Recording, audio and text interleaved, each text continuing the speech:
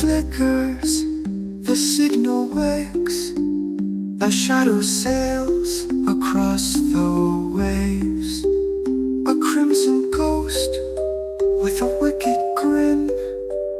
The tales return, let's dive back in.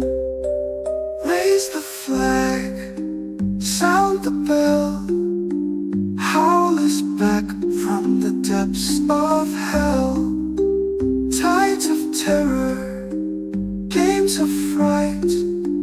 Come aboard for a haunting night.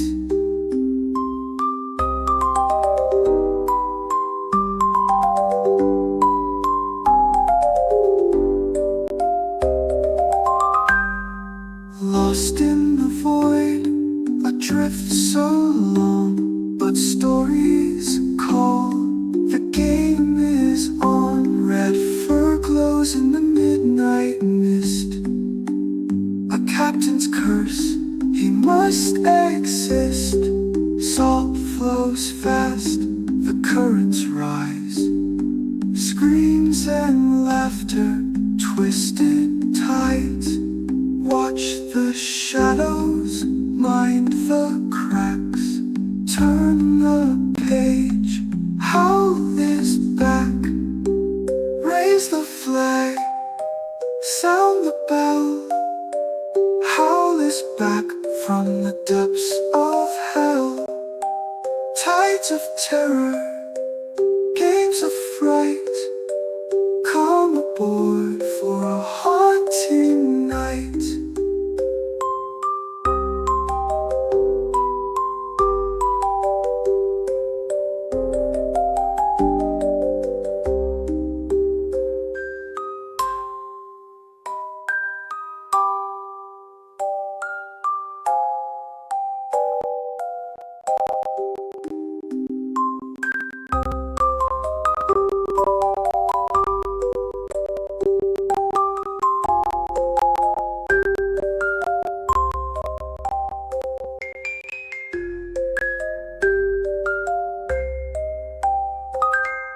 Raise the flag, sound the bell. Howl is back from the depths of hell. Tides of terror, games of fright. Come aboard for a haunting night.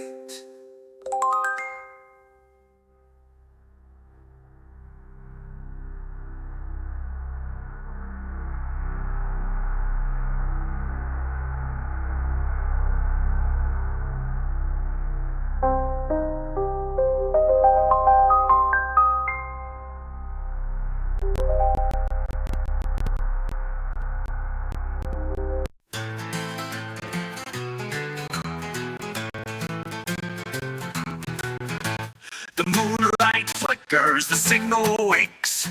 A shadow sails across the waves. A crimson ghost with a wicked grin. The tales return, let's dive back in.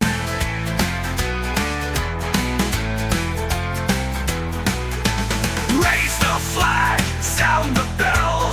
Howl is back from the depths of hell. Tides of terror, games of fright. Come aboard for a haunting night. Lost in the void, adrift so long, but stories call, the game is on. Red fur glows in the midnight mist. A captain's curse, he must exist. Must exist. The blast, the currents rise. Screams and laughter, twisted tides. Watch the shadows, mind the cracks. Turn the page, Howl is back. Howl is back. Raise the flag, sound the bell. Howl is back from the depths of hell. Tides of terror, games of fright. Come aboard for a haunting night. Lost in the void, adrift so long, but stories call, the game is on. Red fur glows in the midnight mist. A captain's curse, he must exist. Must exist. Salt flows fast, the currents rise. screams and laughter, twisted tides. Watch the shadows, mind the cracks. Turn the page, Howl is back. Howl is back. Howl is back. Howl is back.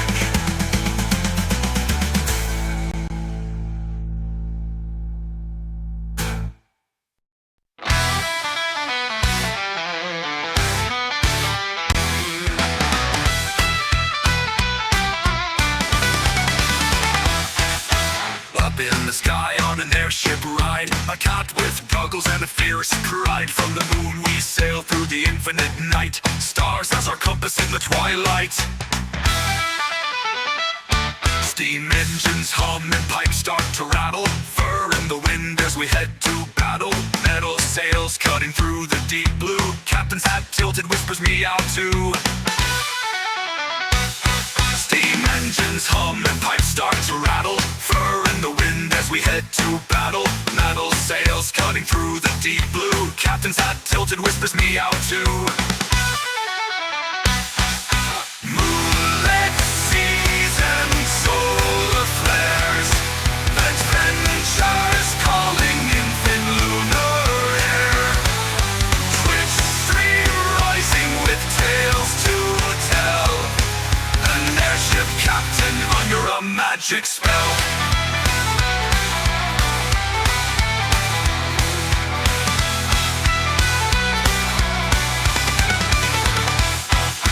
Pistons and gears driving through the void, galactic pirates we steadily avoid. Whiskers twitching as he plots his next course, navigating space with silent force. Jupiter's ring in Martian reds, stars as pillows under cosmic beds. From the moon to Earth and galaxies wide, sailing the steampunk sky with feline pride. Moonlit seas and solar flares, adventures calling in thin lunar air. Twitch stream rising with tales to tell, an airship captain under a magic spell.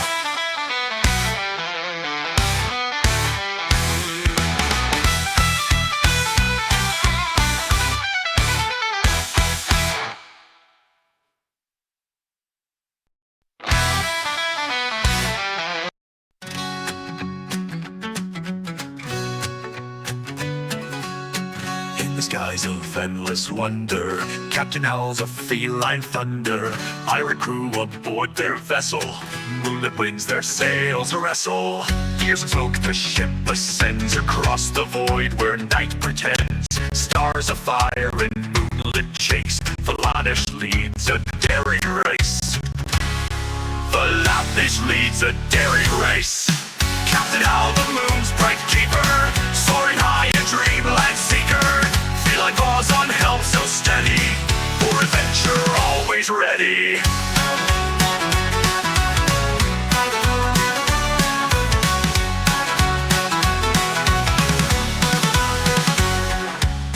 Through the ether's winding lanes, hissing steam and clanking chains.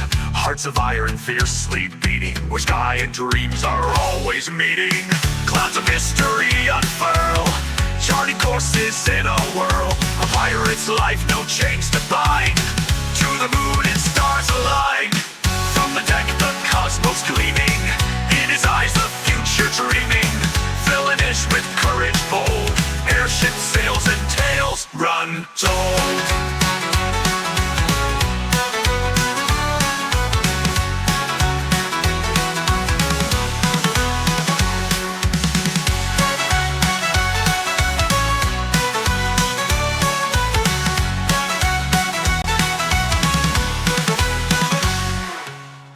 And smoke, the ship ascends across the void where night pretends. Stars afire in moonlit chase, Philinish leads a daring race. Philinish leads a daring race.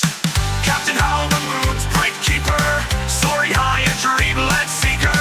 Feline paws on helm so steady, for adventure always ready. Through the ether's winding lanes, hissing steam and clanking chains. Hearts of iron fiercely beating, where sky and dreams are always meeting. For adventure always ready.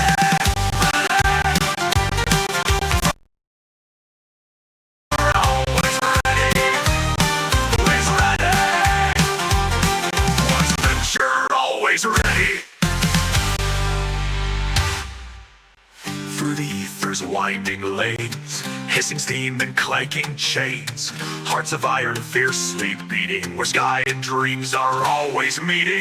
Clouds of mystery unfurl, charting courses in a whirl, a pirate's life, no chains to bind, to the moon and stars all aligned.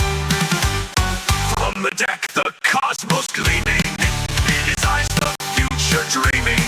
Philinish, with courage bold, airship sails and tales untold. Tales untold. Philinish with her always meeting.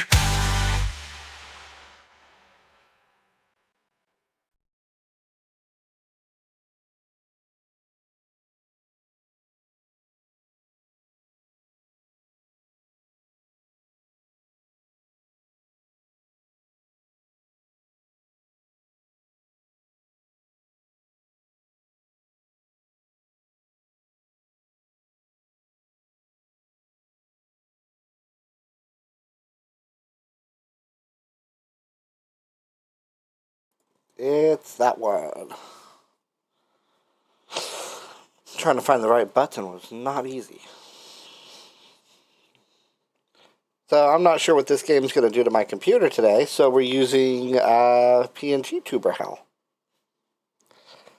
Sunken City is on my list. I have been collecting horror games for 3 months off of all the sales, and I've got quite a list now to be playing through. Today, though, we're going to start with some indie games and then possibly a cool little play test I got in that's a neat little puzzle game. We'll see how long this all takes. And no worries, Kyrena. The weather is a bit questionable.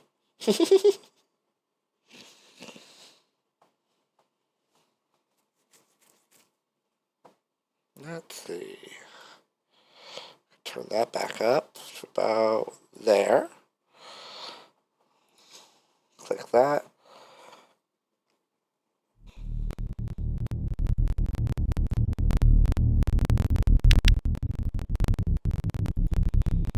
Let's see if it freaks out or does the thing.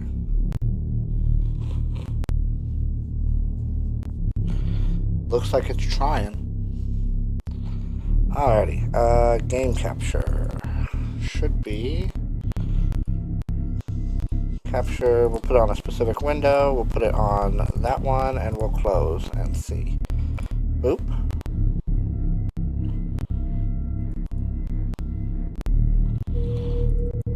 Auto.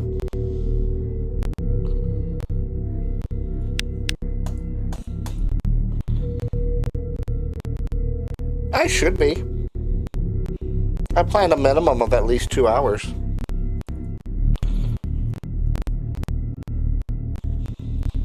Game capture's not working, so we're gonna have to do it the other way.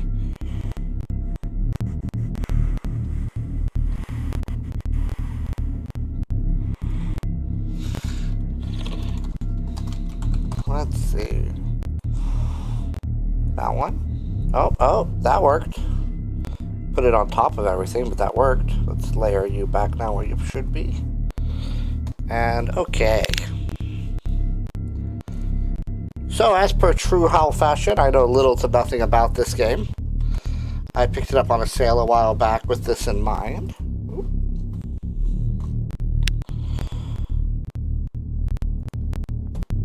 Go over to the store page and let's check it out. What I know about this is that it is following the story of a boy named Eric, who has to go to an orphanage, and there's spooky stuff inside. Apparently it is a puzzle horror by default. I'm hoping. It's an indie game, so we're going to hope that it holds up the quality, because sometimes they're great and sometimes they're not. But right now it is on is $2 on Steam. But we've been surprised before, so.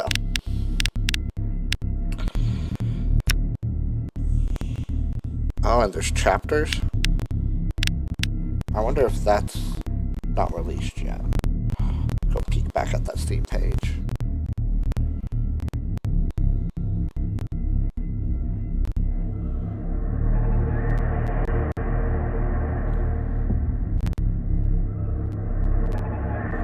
Yep. This is supposed to be a very short game, as it is a $2 game.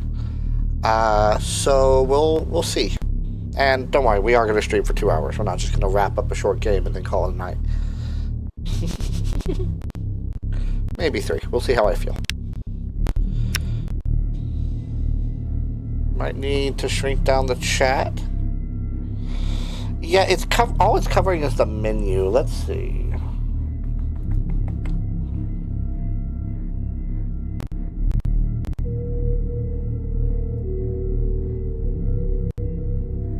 Okay. I wish I could make it wider.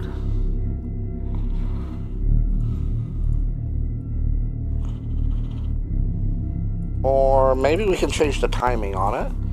Let's see. Hide delay. We'll make it 25 seconds.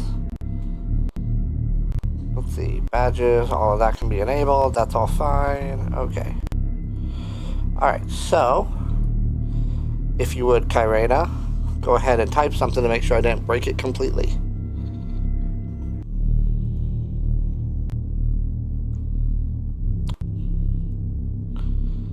Well, that's something. Alrighty, so it's a little bit smaller, and it'll disappear quicker, so it doesn't just get all flooded all out of nowhere. Hopefully that works.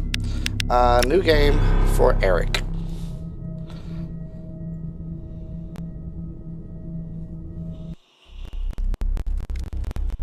So Eric is a 27-year-old orphan who educated in boarding school. Oh, this game is made by somebody in Turkey, by the way, so his English, based on the reviews alone, is not great.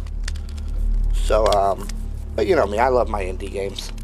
Small devs get love. So Eric is a 27-year-old orphan who educated in boarding school. He spent 6 years in the orphanage after the accident that caused him to lose his family. He was alone, had no freedom. Also, he had been forced to do various jobs around the school, and it was compulsory to attend church rituals of the school. In these difficult times, he was forcibly removed from his bed and taken to rites. And when he couldn't sleep, those rituals kept place in his dream. When he left the orphanage, he was 17 years old and worked at daily jobs as much as he can find. When he was his 20s, he got himself an apartment, and after completing school, now he's working as an investigative journalist, as one does after being an orphan.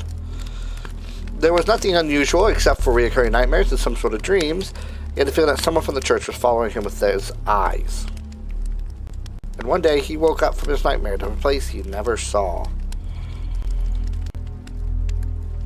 I don't know what press E to skip is supposed to... Oop.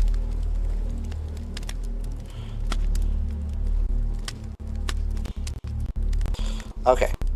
Now, it looks like the game is not following the stream, so we're gonna have to figure out why. Hello, Chim. We haven't booted this in forever, so we're doing some troubleshooting. Where am I? Game capture gonna magically work? Okay. We're gonna go here. As I mentioned, this game was made in Turkey, so I would not be surprised if...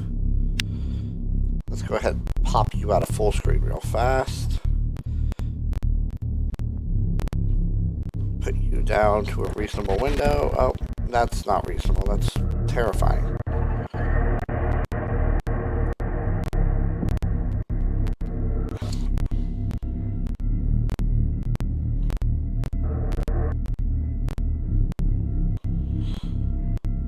It's set to 15 seconds.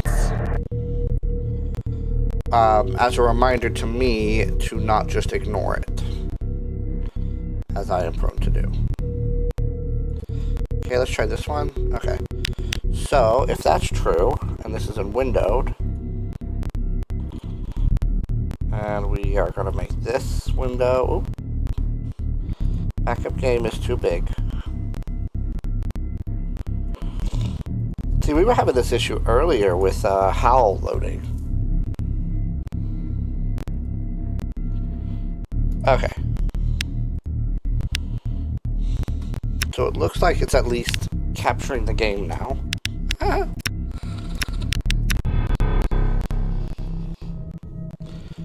Alright.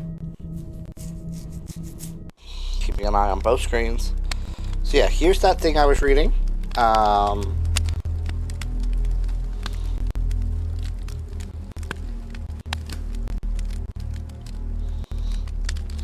then we woke up. We're gonna save me some CPU and RAM storage real fast. Close that. Close that. Where am I? We're gonna keep Task Manager around just in case. Alright, and then we're gonna double check. Hide delay is set to 15 seconds. It was set to 25. That might have been an issue. So this is an indie puzzle game made in Unity. So I'm hoping we'll see more of my favorite Unity aspects, like the little doll boy that shows up occasionally. He's lots of fun. Yeah. It is all in Turkish, by the way. So don't be surprised if you see words that are in Turkish.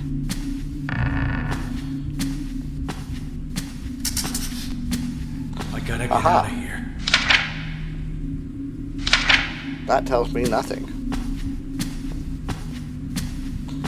I am having a really hard time seeing anything. The bear will lead you to the key.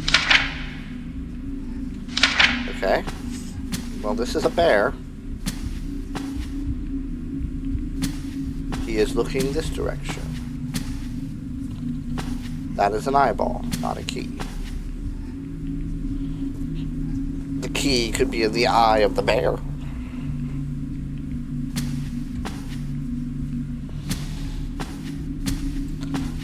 It is uncomfortably hard to see. Alright, so let's back this out again. Settings, visuals, brightness all the way up, please. No, brighter. And then gamma up. And language is in English. Okay. We'll try this again. Hit the continue button this time.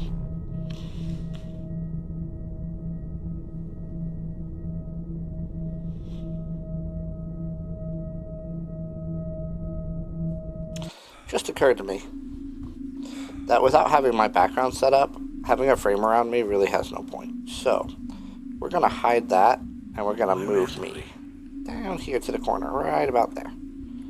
There we go. Okay. Wow, that did nothing.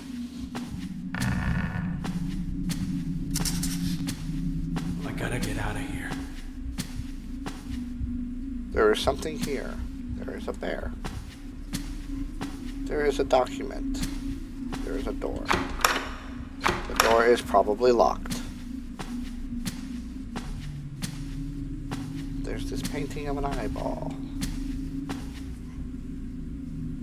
That brick looks like weird, so...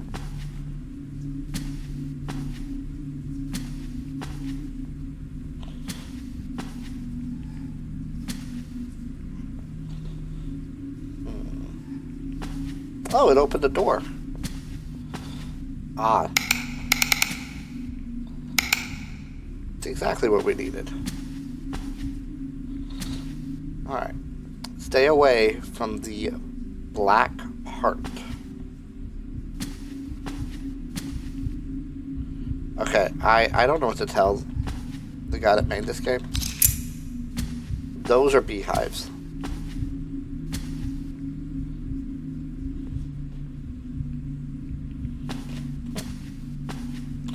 But we have a key now.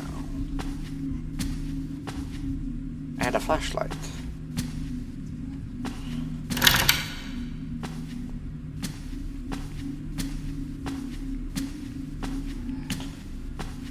Now, I hate to be that guy, but you know, this isn't looking like an orphanage. I don't know why I looked. I can't read it. Let's see.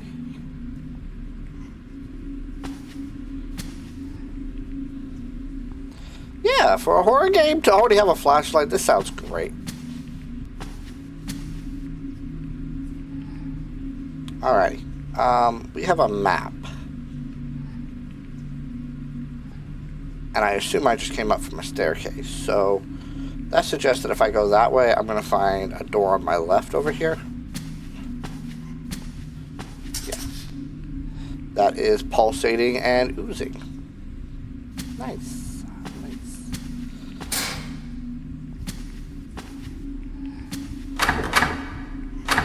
Oh, it's locked. I think the word kill it is locked.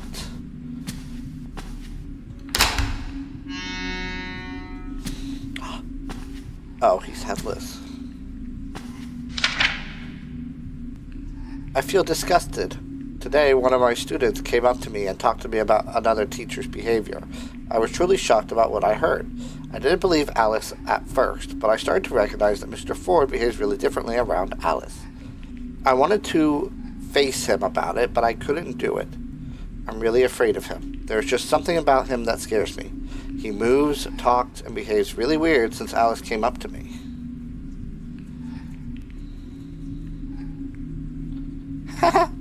That's funny. There's just something about him that scares me. He moves, talks, and behaves really weird since Alice came up to me. He gave Alice a teddy bear in front of me and gave me a creepy smile. I'm afraid he might do something to me, so instead of facing him, I decided to tell other teachers about this. They immediately shut me off and said I'm lying, and Mr. Ford loves every child in the school. One of them came up to my office before I leave school and threatened my family. I don't know what to do. I'm scared. You know, I'm more scared of the person that wrote this note. Look at this. They're writing like a serial killer. Talk about being spoopy.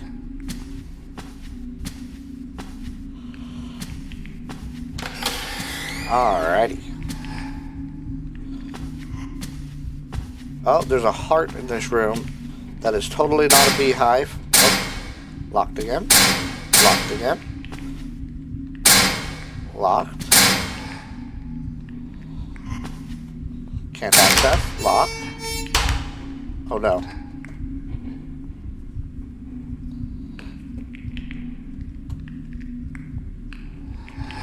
You know,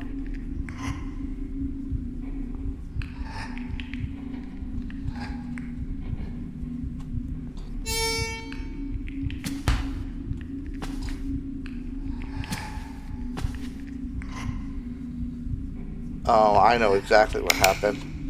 My flashlight has a battery.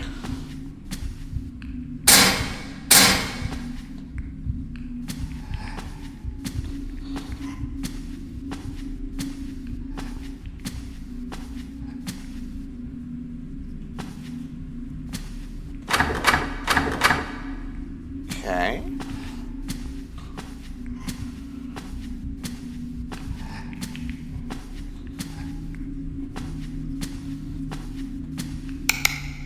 I guess sometimes you just need to sit in the dark.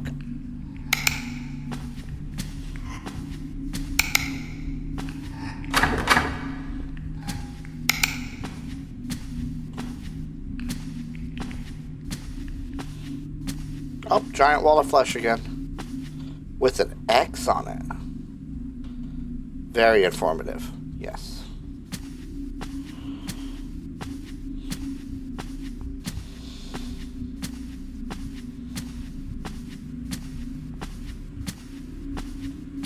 Okay. We do have a staircase that continues up though, so we can go up to the next floor.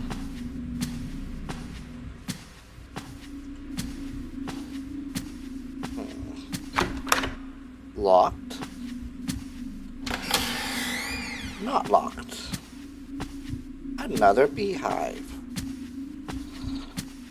Reminds me of that old beehive. Okay.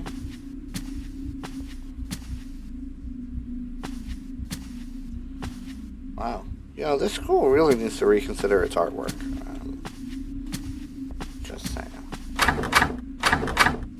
locked in this room through that door.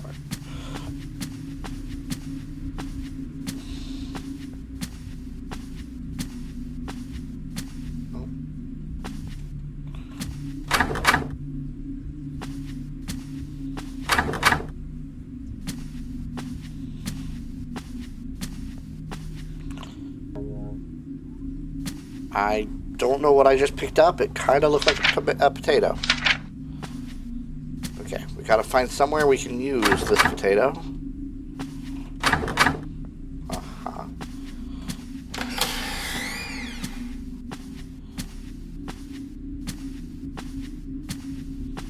Ah. Excuse me, beehive? I've got a key.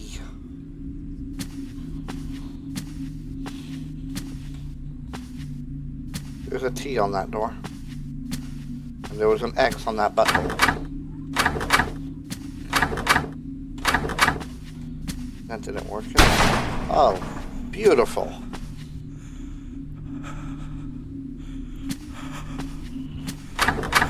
If a mannequin jumped out of a locker at me, I'd probably be upset too.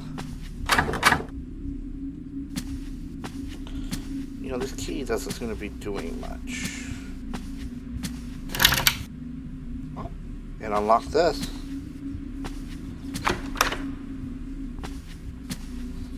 Oh, what in God's name is that? It's an eyeball.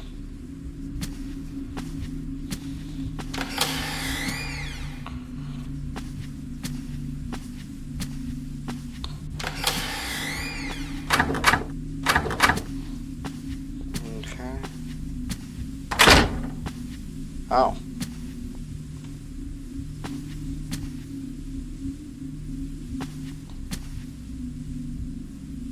It's not locked, it just won't let me out. Got it. I have a beehive and another note. I've tried everything, but still couldn't reach the main exit. When I try to reach the hallway door, something is poisoning my mind and I can't even touch the door. Something doesn't want me to come out of this door, and I have no intention of staying here. Something tells me that I have to get rid of those black, nasty things first. They hate any light source. Do not leave them on too much.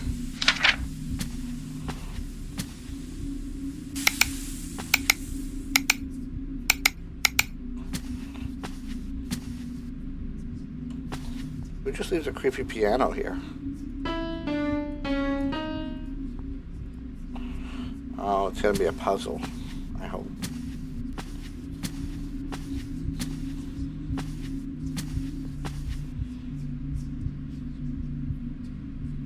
Oh, there it is. Let's see. 1, 2, oh.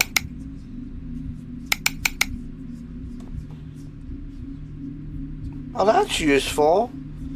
I have a UV light that doesn't die. 1, 2, 3, 4. Alright, let's see how good my memory is.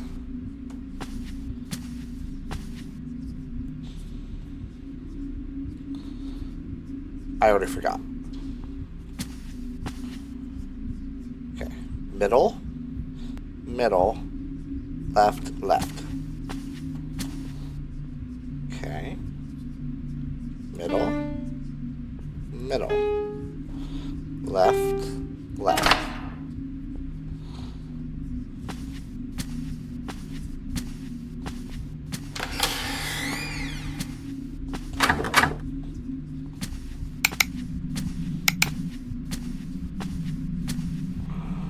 What? Destroy the beehives.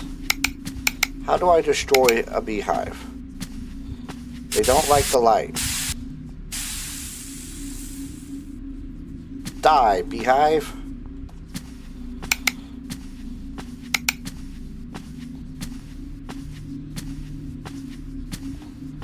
Check out this creepy balcony. Up. Die, beehive.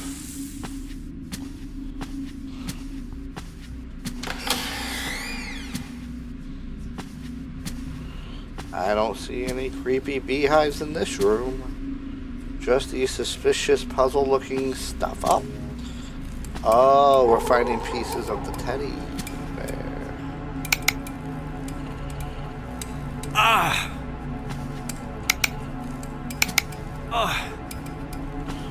Okay, T.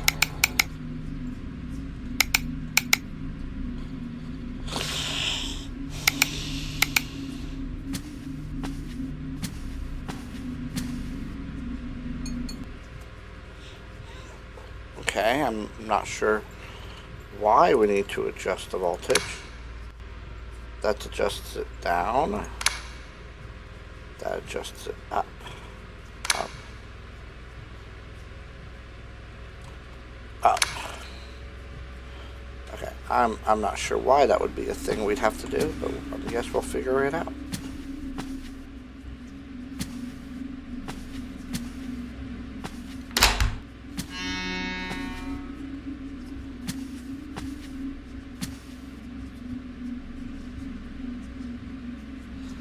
Huh. Okay, is that what you're wanting me to do? One to the left. So if that's right, it should be one to the left, because that's where the red one is, and then one to the right.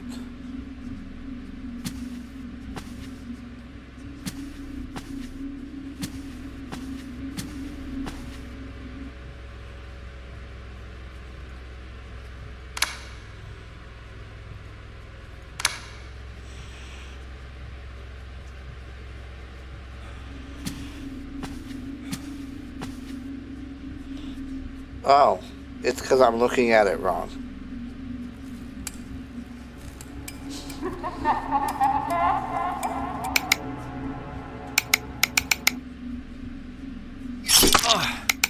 I don't know what's going on. Yeah, it would be easier if we spoke Turkish. But this one's, it's because we're sideways. So, bottom and then, okay.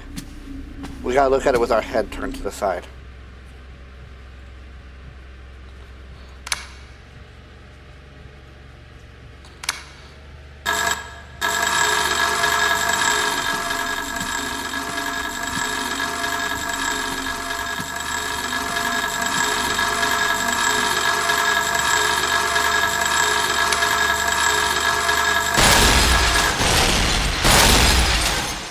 I think we broke it.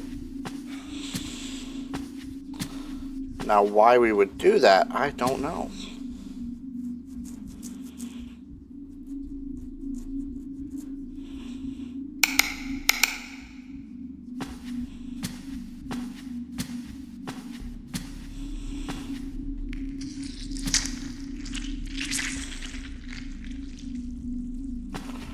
Okay, we tubed the heart.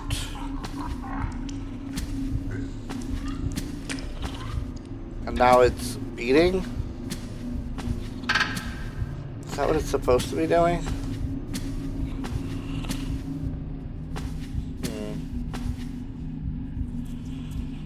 Okay. Well, we got more beehives to blow up downstairs.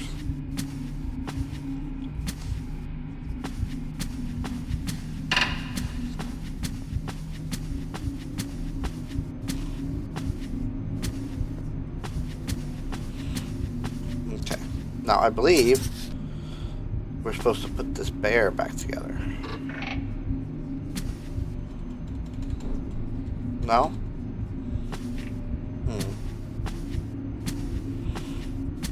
Okay, well, there was a beehive in this room.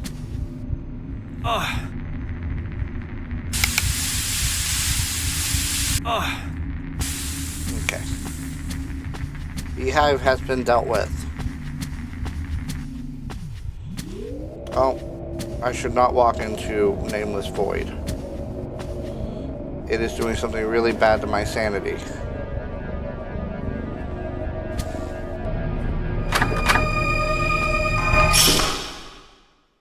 And I've been killed.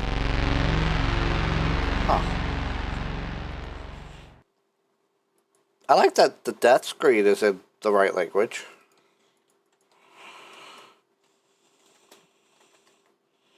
I don't like that I can't actually use the death screen. Doesn't give me a mouse at all.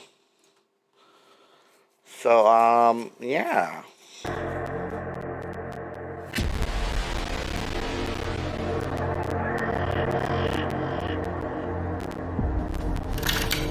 Sorry, I'm rebooting it.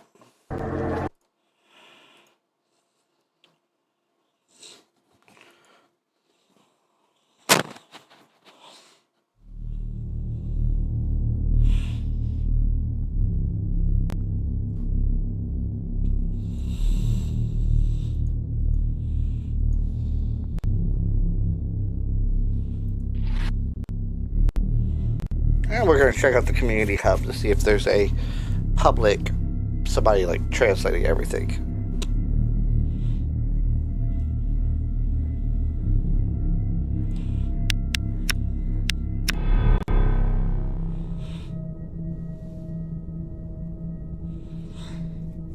This game has like 10 reviews, by the way. One of them bad, the rest good. The one bad review is just angry because he can't speak Turkish.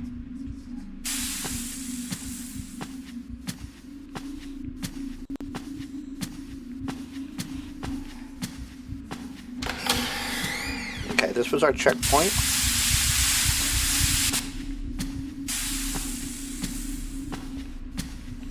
I'm gonna pause for a minute. Let's see.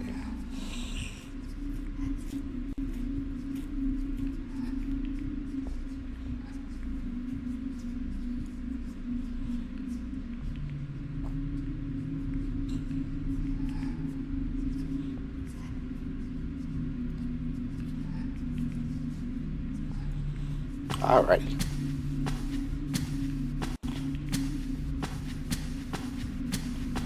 Let's go deal with that before we take on the beating heart thing we were doing. So downstairs in the basement, there was a couple beehives. And a teddy bear.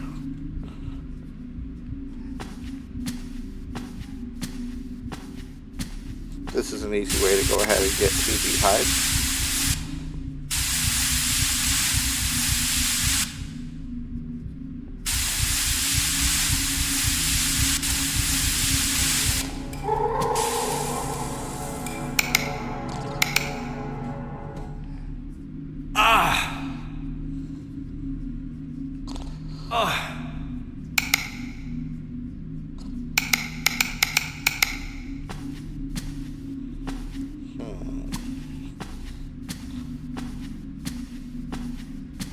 It seems like every time I do that, she's trying to take my sanity away.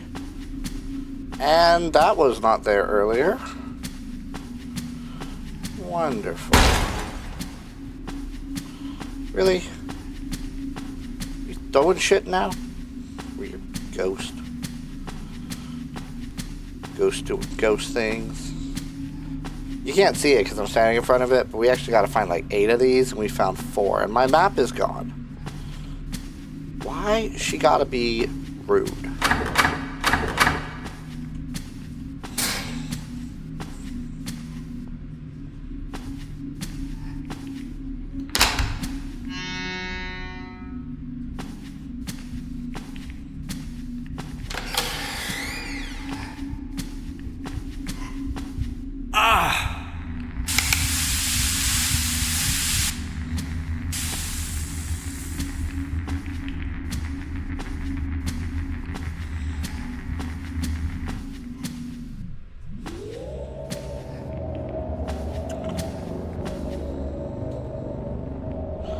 I don't know what that means.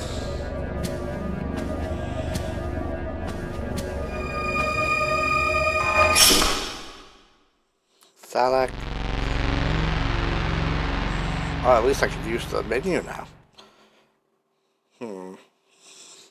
Well, I'm going to roll this one as unplayable if we can't actually read the language. So, we're going to move on to a different game. And the menu's broken. Alrighty. Let's go see. Because I picked up a bunch of stuff. But today I thought it'd be fun to play the indie stuff that I bought real cheap and was real curious about. Let's see. The Orphan is going in a manage, add to, new collection. We're going to call it unplayable because this isn't the first time we've had a game that has been in that category, and the last one was called Judas. Okay.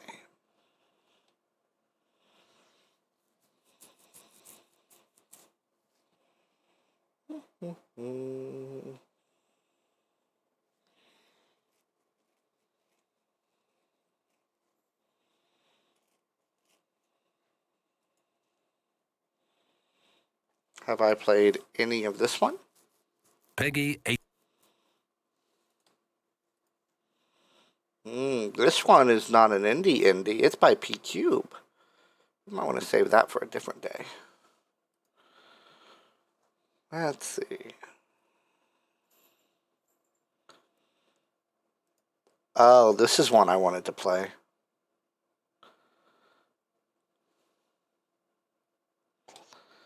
This is a good one. This is a great way to start the stream back out. We'll start with a broken game, and then we'll play something actually worth playing. It's called Stories Untold. I played it for 30 minutes and said, ooh, this is something I want to stream. It's by Devolver Digital, too, so it's not super indie, but it's indie enough. Also, did you, Jacko made a new PNG tuber, so, you know, normal Howl, scared Howl, and now we got smug Howl.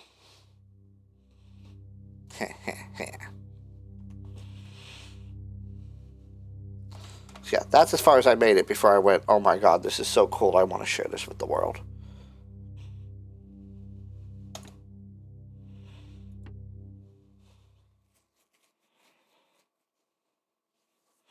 Feeling smug.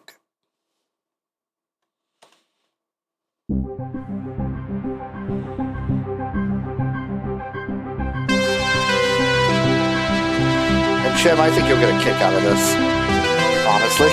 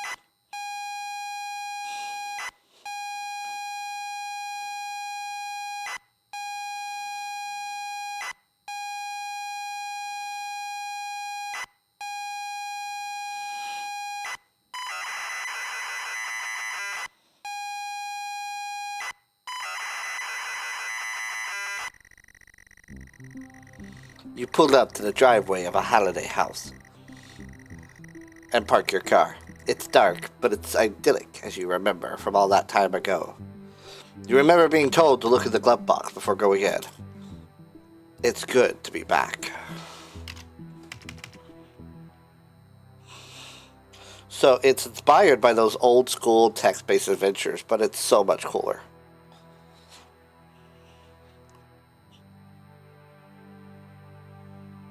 Oh, Kyrena.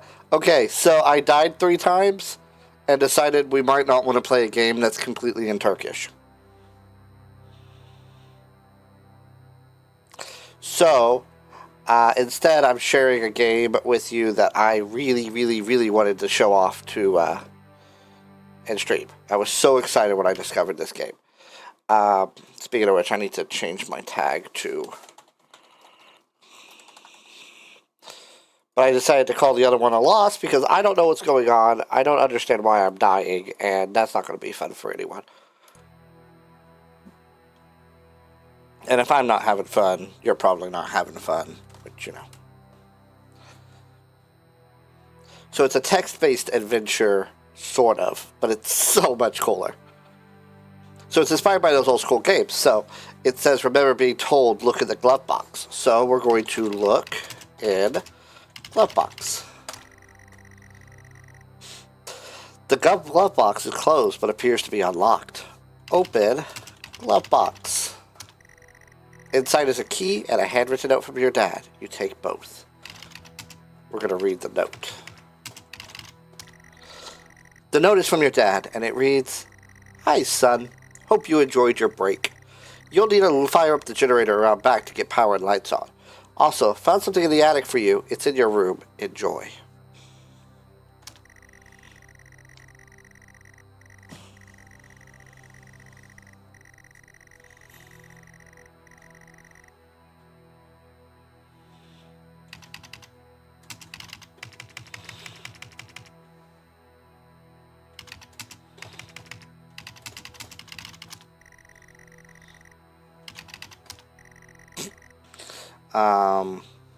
Let's see. Leave car. You open the car door and step out. The house is grand, set perfectly amongst the trees. In front of you is the front door, and the yard stretches around the side of the house.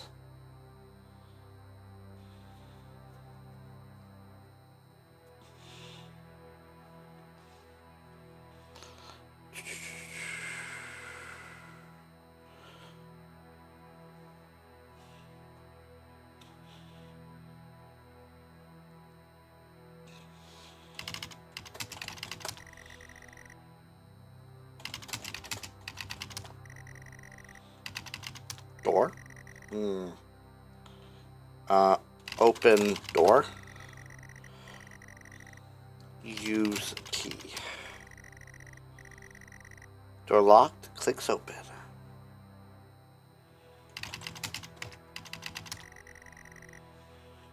Step inside the front door. You're into the house in the hallway. It's dark and you can't see anything.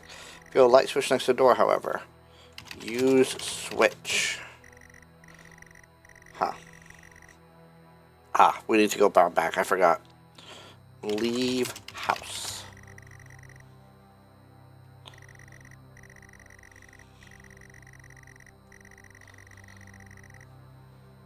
Go around house. Step. No.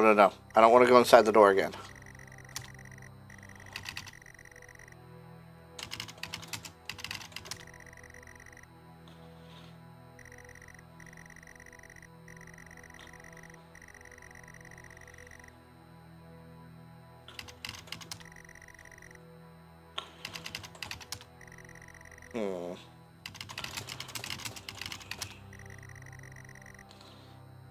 What was it exactly that the note said?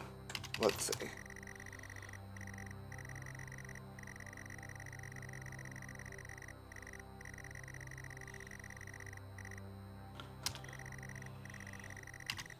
So the way they worded it was go around back. So we're gonna try that. Go around back. Behind house.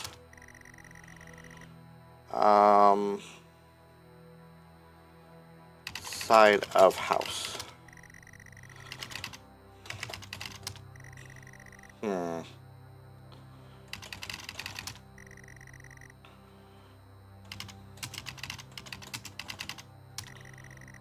There we go.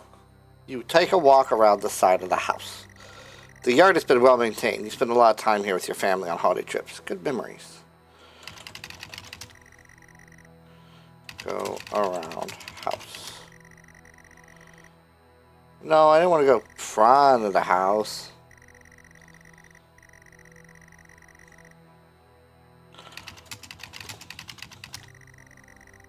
And we're back in the front door. I don't remember this being so difficult. I should have read the manual.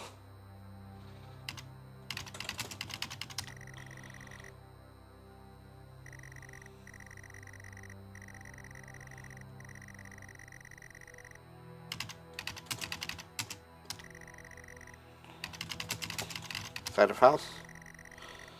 I don't remember what I typed. Walk.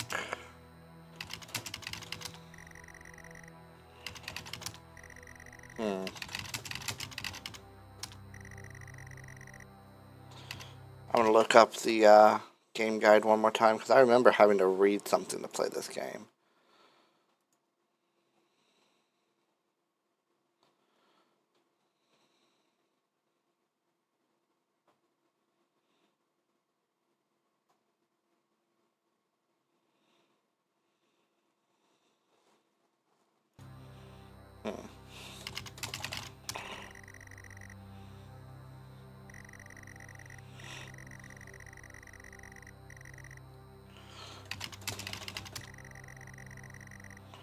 Not what I meant.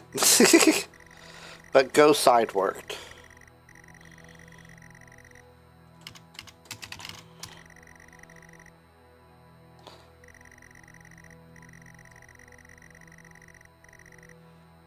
Okay. Look around. We're looking for a generator anyway. Go generator.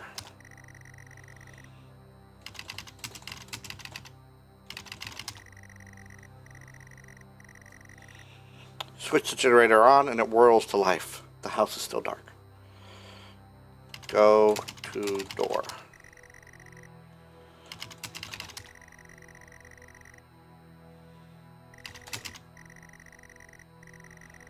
Okay. This is where it started to blow my mind though. I do remember this. Go inside. Step inside the front door.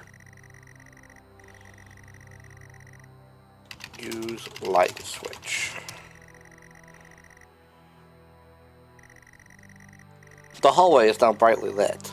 There is access to the kitchen and the living room here, as well as a set of stairs going up. Go, look around. The hallway is a pleasant welcome to the home, airy and fresh. Go kitchen. Yep. The kitchen is tidy and well kept. There's a door to the utility room, but otherwise it's just a kitchen. Around. Very clean and tidy. Not been used in a while. Go utility room. Back out to the hallway.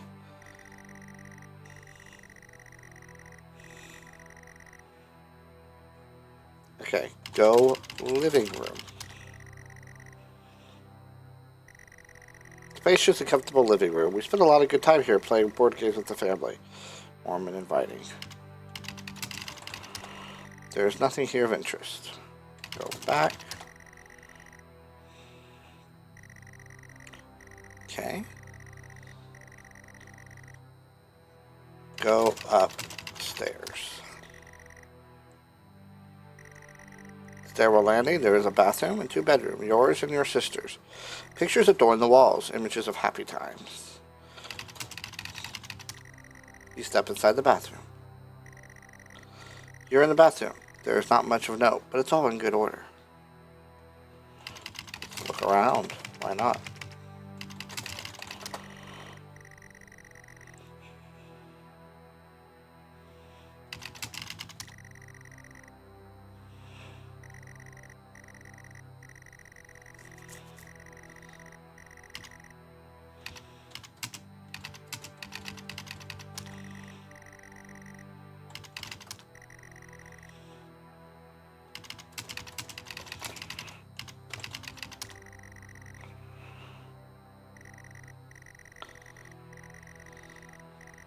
Your bedroom. So many good memories here. Been preserved so well. On the desk is a gift wrap box. Open box. You unwrap the gift excitedly. Can't believe it. Dad has found your old computer, a Futuro 128K plus 2. Been preserved well in the attic. Hopefully still works. Your old bedroom. So many good memories. On your desk is a Futuro 128K computer and a copy of The House Abandoned. It's all still to be set up though. Computer.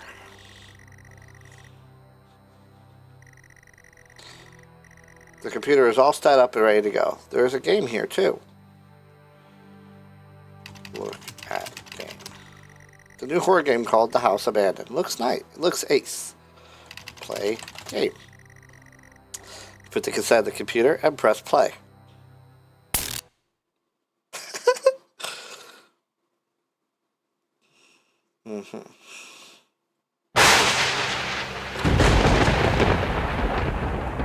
So the clock changed, and the creepy smiling boy that was over here is gone, and now they've got little black bars over them, and now the screen just saying "get out" over and over.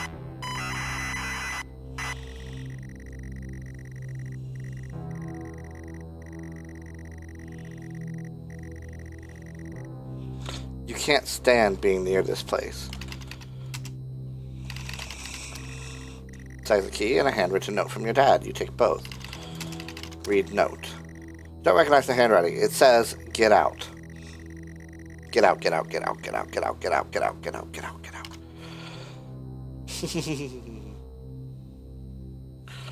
out. We should probably do Smug Howl because I knew this was coming because I played this chapter. And then I decided it was a stream game and not a personal game. Pulled up the driveway of the car. Parked the car. It's dark, but clearly neglected. You remember being told to check the glove box before going in. Leave car. You force the warped car door and fall out. The house looks abandoned. There's a yard to the side. Wood creaks in the wind, and all happy memories are gone from this place. There is no love here. Go yard. You step through the debris of the backyard. The grass is overgrown and weeds crawl up the side of the house. It's not a nice place to be. You clutch the note, needing to look around. Look around. There's an old generator next to you. Go generator. You're standing next to the generator. Turn on generator. There isn't much fuel, but the generator starts up. Go back. Go back to the front of the house. The house looks abandoned. There's a car. Yard to the side. Wood creaks in the wind. Go to door. Use key. You unlock the door. Click the lock. Hurts to hear. Go in. I'm sorry. Oh, we need to open the door. I'm sorry. You reluctantly step inside the front door. Pitch black, but your senses are pushed more by the smell. Stale air and damp. Could not be less inviting. The note burns your hands, your feet compelled to read it over and over again. Read note. It's too dark to read, but it feels weird to the touch. Afraid of what you might see, you flick the light switch. The lights flicker on and off. The walls are falling apart after years of neglect or worse. There are stains and trails all over the carpet. Upstairs, the sound of an alarm clock bursting. Someone else is in this house. That can't be.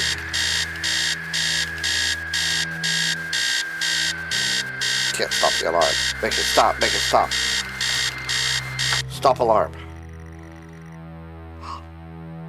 I actually forgot that was a thing. That was really cool.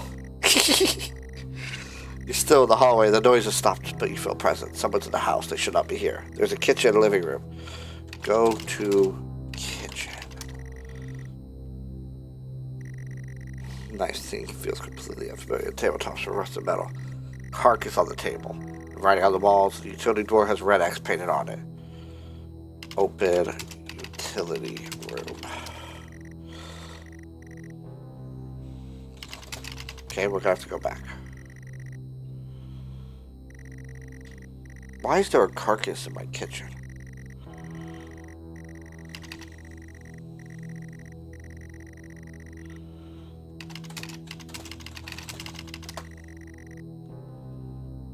It's the living room. The living room, although hardly an appropriate term. The furniture is threadbare and worn. The note is fixed in your mind. Dread fills the pit of your stomach. Read note. Get through this. I don't care if you want to or not.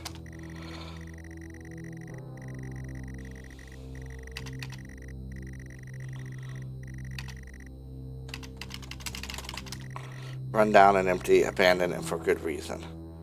Go back. Return to the hallway.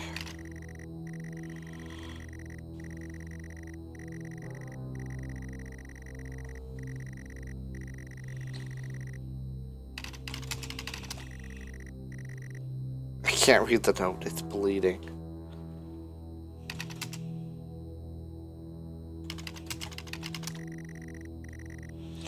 You head up the stairs. They creak. Same, but different. The landing has access to your sister's room. But the bathroom.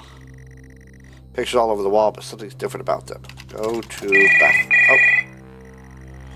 Behind the door, a phone starts to ring. You don't understand. Neither can he. Answer phone. You hear him answer the phone. Your mind hurts and you taste iron. Voices spill out of the phone into the room. Whoever is in there should not be there. You need to hang up the phone. I do. Whoever, you consider the worst. Relief. Same but different. The landing has access to your sister's room, your room, and the bathroom.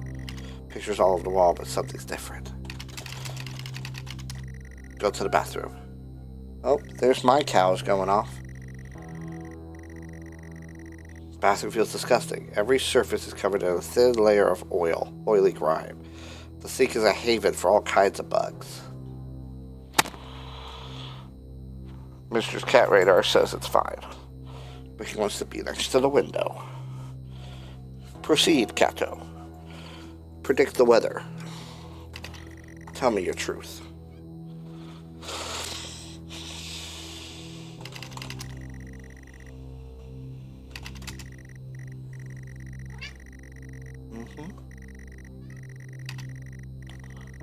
Mr. decided I should be concerned.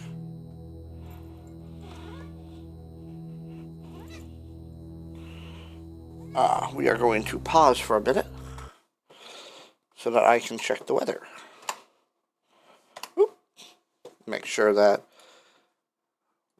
see if it's a warning or a watch.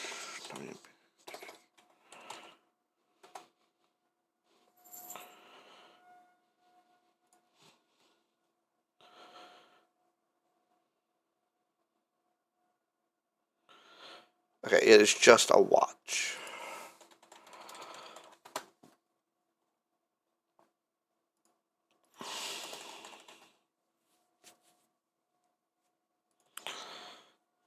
We'll leave that window up just in case. Alrighty. And if it's just a watch, then we're fine. Oh, look, instructions!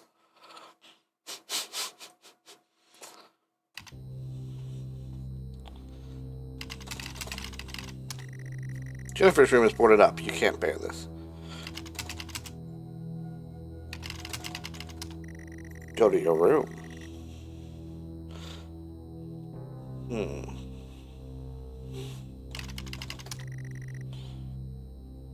Grab the lock. The lock is rusted, not used in years. The key in your hand weighs heavy. No heavier. You grab the lock and can now input the code.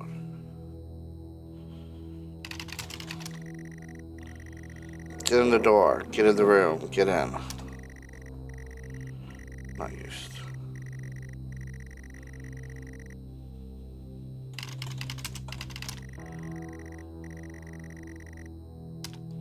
Huh. I don't know where the code is.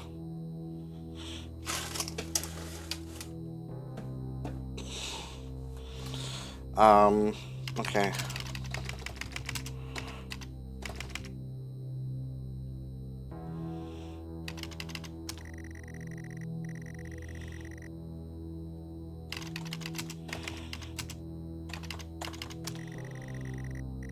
Okay, that didn't work. That's what the alarm clock says.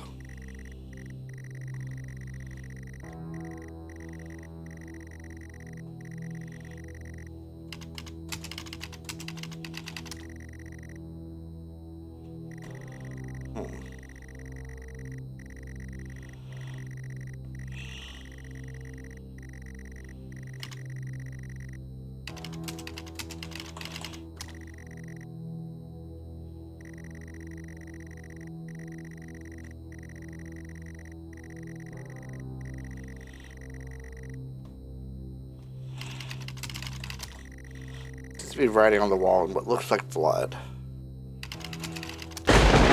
Blood, the number 1986 is here. There's our code. Go back.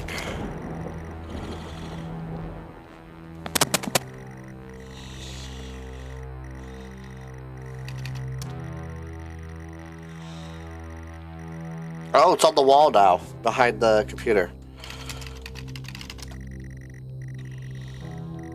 And the walls are dripping blood. How nice. How kind of them.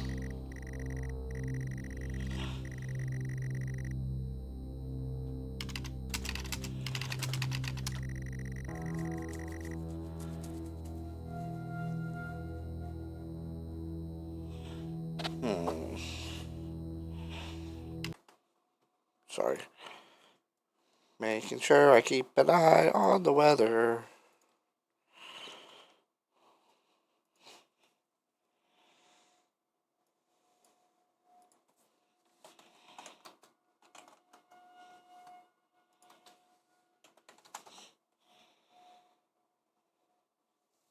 There they are.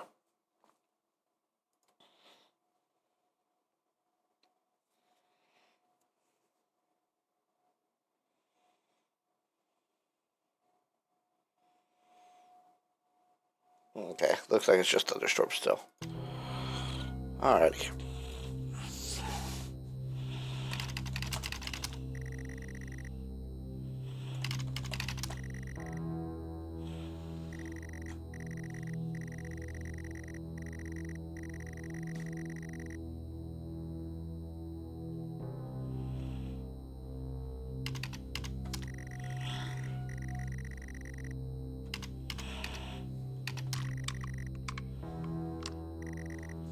Same but different. The landing has access to your sister's room, your room, and the bathroom.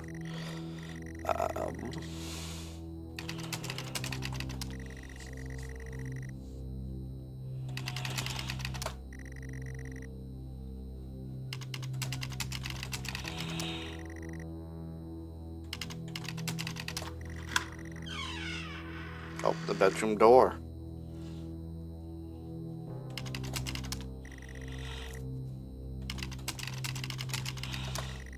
You enter your bedroom. The bedroom feels utterly unfamiliar. The walls are damp, but you've been here before. In front of you, a lone person sits in front of a computer screen. The lamp is on, and the clock reads 999. You shouldn't be here. I shouldn't be here. Grip the note tightly. Read note. Sorry, Jennifer. I'm sorry, Mom. Sorry, Dad. You haunt every step I take, even to this place. It was out of my hands, but still you punish me. I can be with you now. There is nothing left to do. I'm consumed and confused. This has to end now.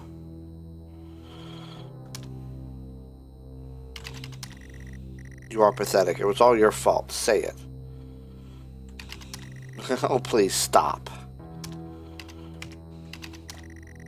It was all my fault. Say it. Just say it. Just say it. Say what?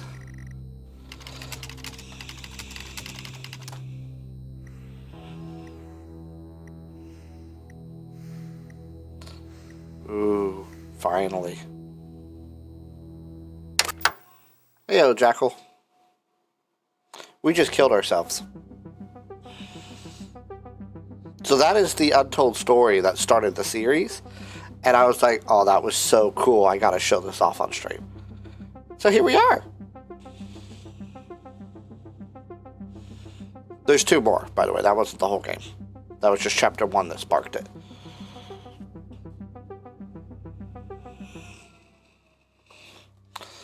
I have not touched episode 2. I have no idea what this is going to do or what's going to be involved in this process.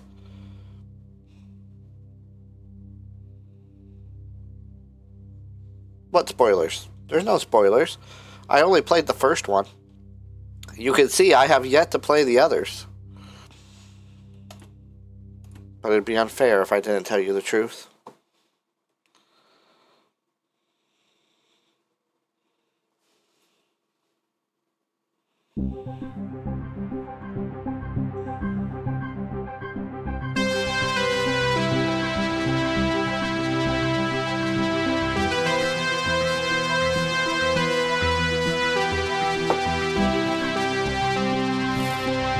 The good thing that replays go up on YouTube at the end of the stream.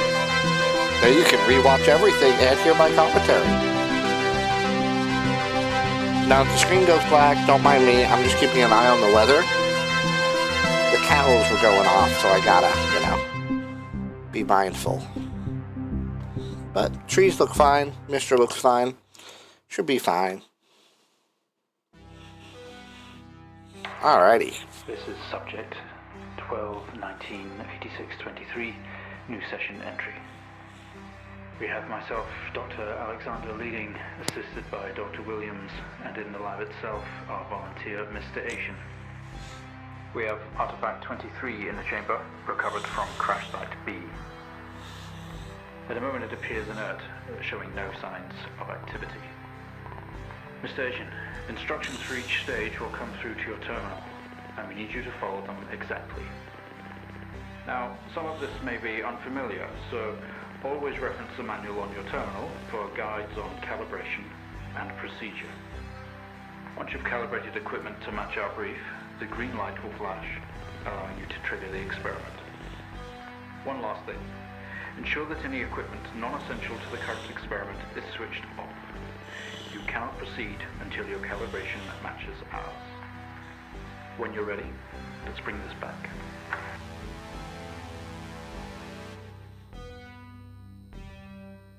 You know, I don't think it's spoilers to watch me play a game that you haven't played.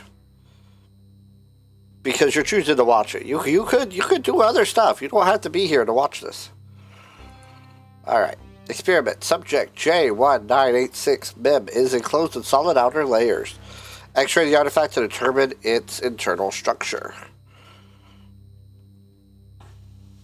Help. Press the back button on the top menu to move between pages. Press tab to roll over to the chest chamber. The chamber, use your mouse cursor to select and interact. Okay. So, we need to X-ray the artifact.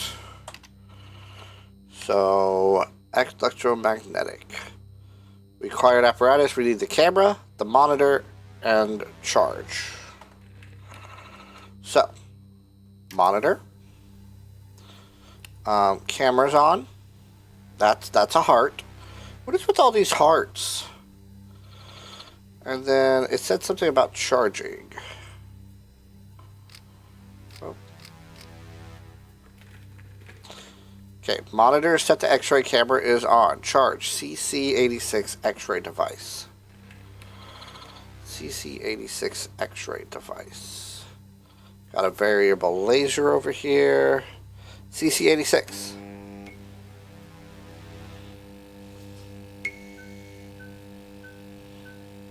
Ka-chow. Okay, good work. The X-ray is coming through now. There's no visible damage to the surrounding organic material, and no signs of activity either. All output is flatlined. Okay, let's begin. There you go. Okay, surface reaction attempt. Demonstrate the effect of a laser light on the object, using a low-powered red laser to begin with. Alright, so we need to do a concentrated laser. So that's going to be number 2. We need the laser 2 light generator. And the monitor set to RGB. Okay, so. We still have a heart here. So we need the monitor set there. We probably need the camera on. We don't need this on. Laser. This one. Okay. Set. We need using a low-powered red laser. So, low-power red's going to be 650 nm.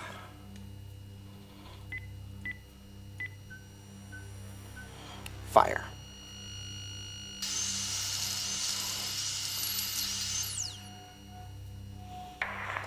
No reaction from first stage. Let's try a high frequency.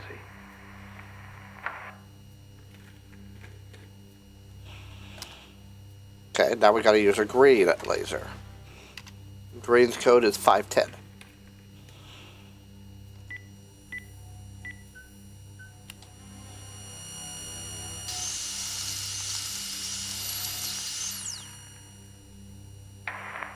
Okay, we have a reaction of some sort here, a weak signal. Let's keep going. Increase again. Okay, now we're going to blue. Blue is 455.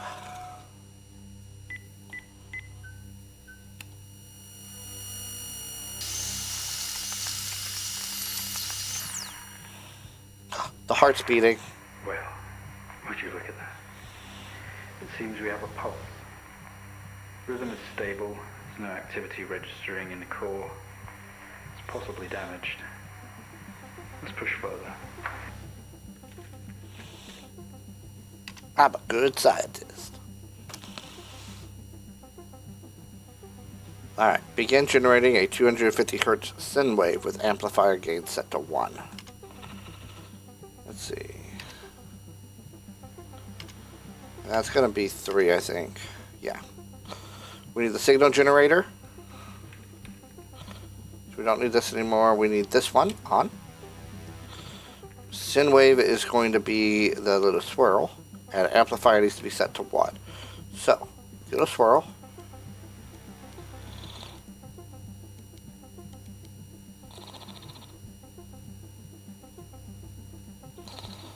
Right?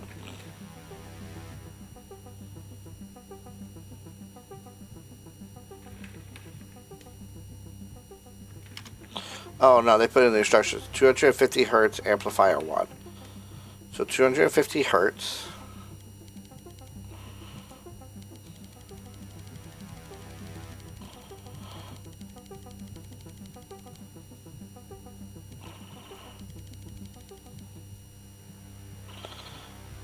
Then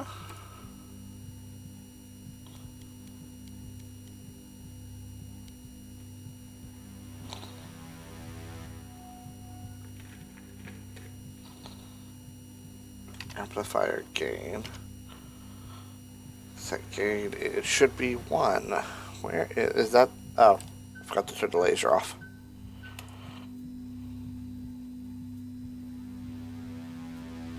It's not much of a response. Updating the experiment now. Yeah, I am looking smug. I'm being a scientist. Look at me doing science stuff. Okay, 500 sine. Is that going to be the same one? Yep, 500 set to amplifier 5.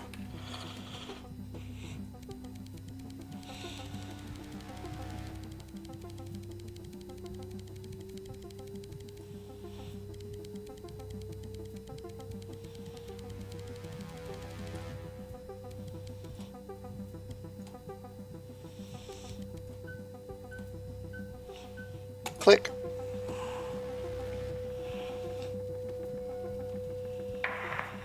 Seeing some fluctuations in activity.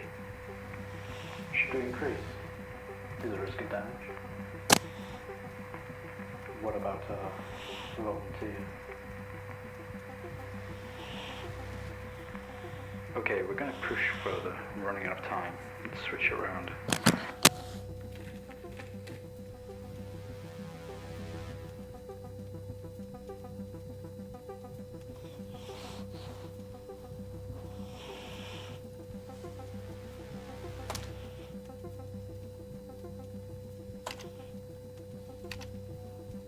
Square wave 500 gain 5.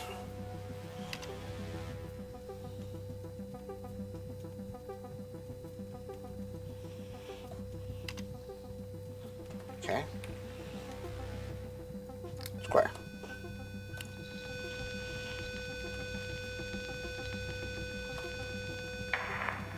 Seeing good activity on this side. Seeing definite spikes in movement.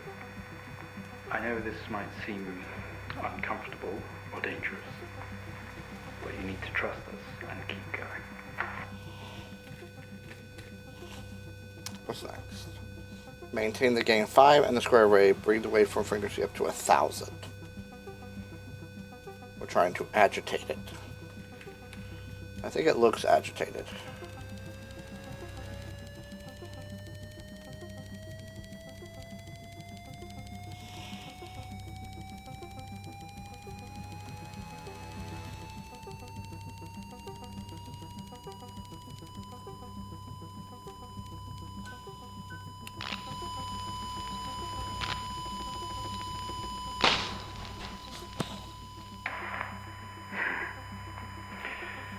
Full activity registering.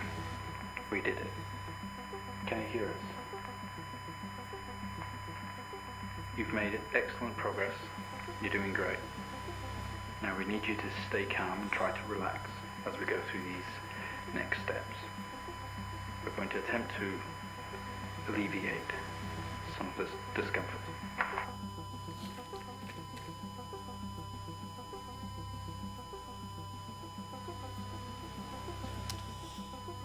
The protective casing is off. Proceed to drill.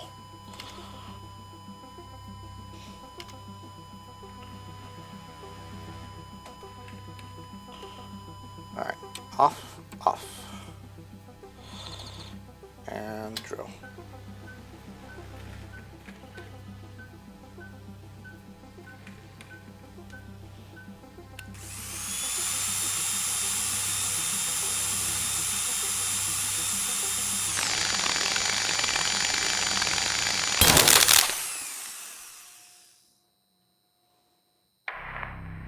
feel? Don't be scared. We have the situation under control. Take a few moments, and when you're ready, we'll continue.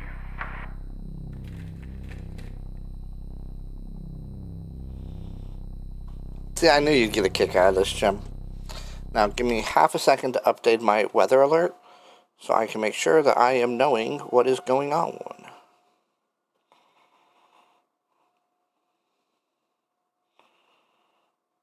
Alrighty.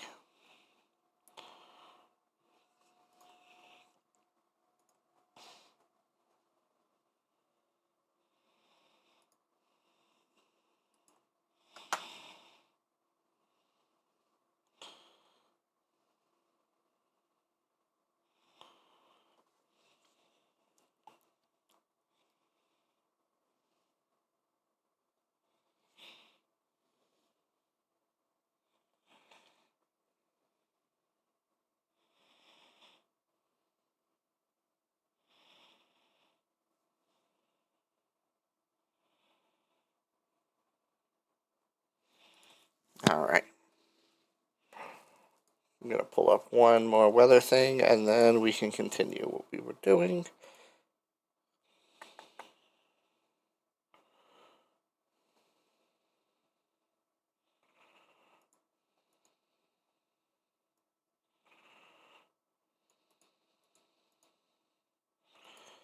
Yeah, because it's not going to be until like 11 that we're going to get hit severely. So, okay. I'm satisfied. Make contact with the artifact, open the test chamber. I don't know if I really want to do that.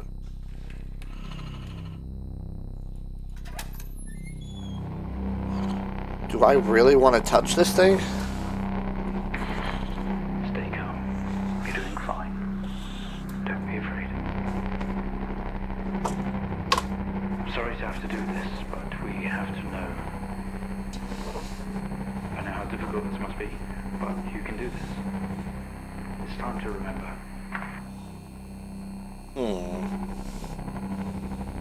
Don't know if that's, exactly what I wanted to happen.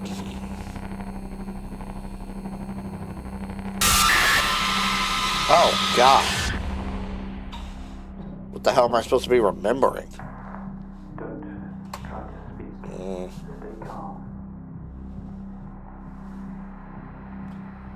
You're a proxy now. You have a connection to the entity's inner core. Okay. It's like a conscious black box.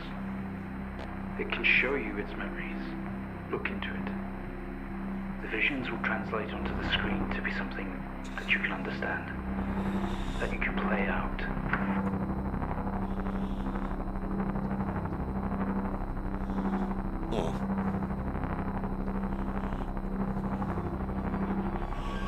Okay, I guess we're gonna look at the orb.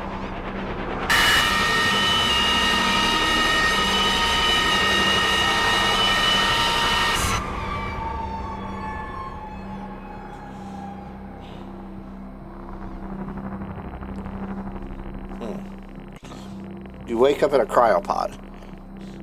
Struggling again against gravity, you force yourself up, impacting into the planet's surface as a porthole in your ship's hull. You can navigate its memories.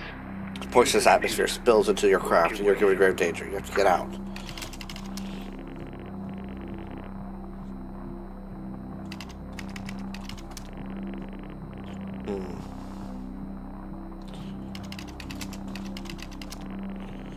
Let's see.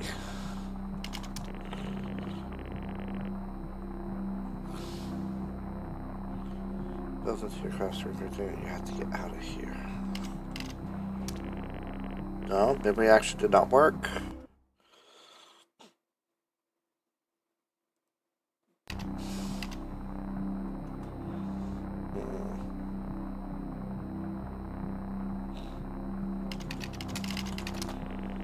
The craft is broken beyond repair. There's wreckage all around. An airlock door is locked tight, and the computer terminal adjacent blinks.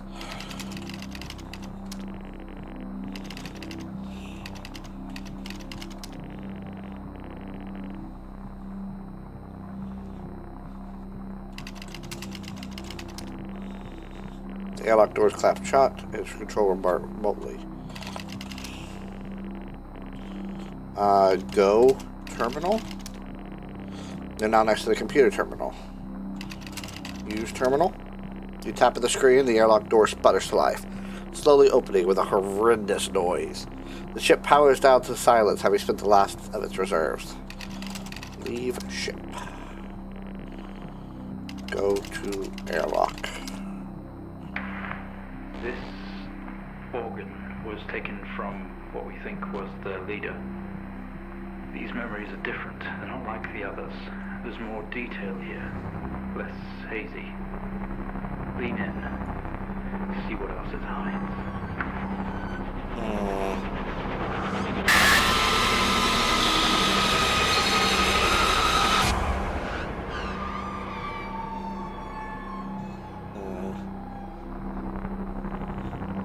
You squeeze to the damaged airlock and fall to your knees on the ground next to your vehicle. Every breath brings pain to your chest. This is incredible. How are we getting all of this? You look around to see you're surrounded by mangled metal. Bright lights pour through every gap in the surrounding Please wreckage. continue. A crash site. Smoke billows from the downship. Exterior lights flickering on and off. Wreckage surrounds you. Looking upwards, you see unfamiliar star patterns.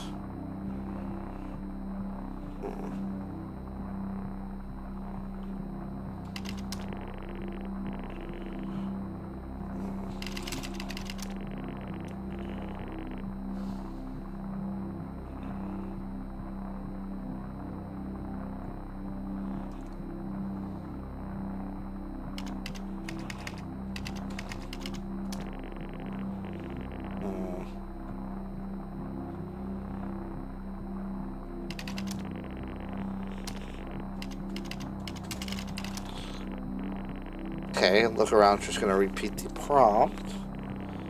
Let's see. What else could we do?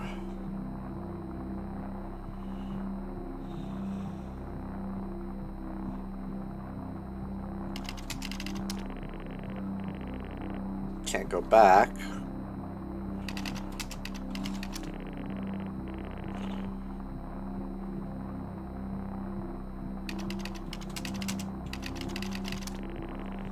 Wreckage around you. Some of this metal will have to be moved.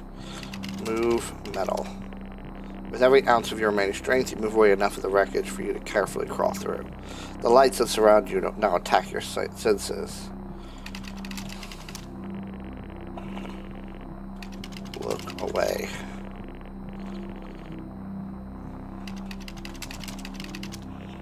You squint at the light, trying to shield your visor lens at the same time. There's a circle of artificial lights set up around you to illuminate the crash site in the darkness.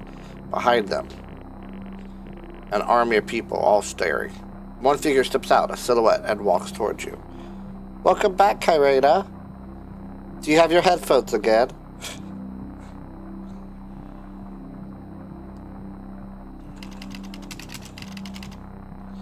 So, we paused. We're not going to play Orphan because it's in Turkish, and I can't understand why I keep dying. So instead, I'm showing you something I was excited to do today. And, yeah, that's how we got here. If you missed anything, I'll be putting up the recording tonight as soon as I can. So you can always go back and watch whatever you missed.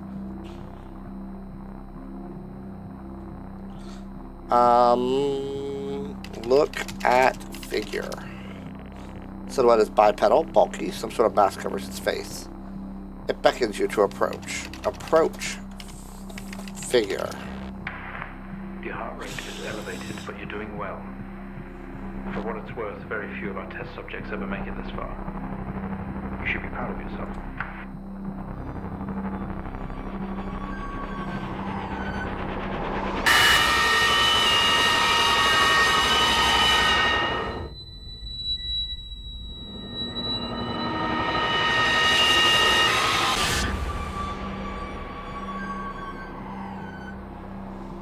I don't know if the developer's still working on it at all, but it's okay. We are awake. The room is silent only for the quiet hum of equipment and occasional machine beep. Your touch isn't yours. We are all as one. We move together in unison. We are in a bed, in a small, artificially lit room with a single door. There's some sort of writing pinned to the wall.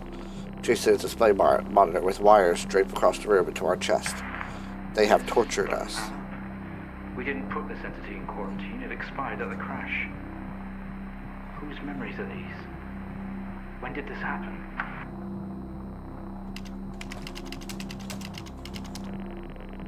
Okay, won't answer that. Who am I?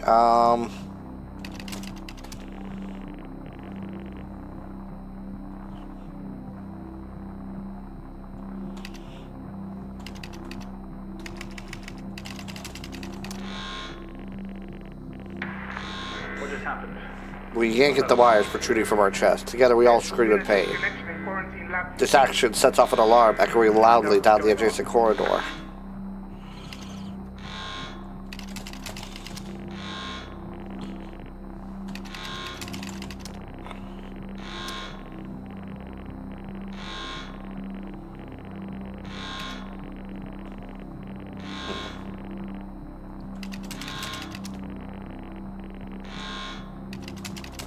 Go to door. How about just get up?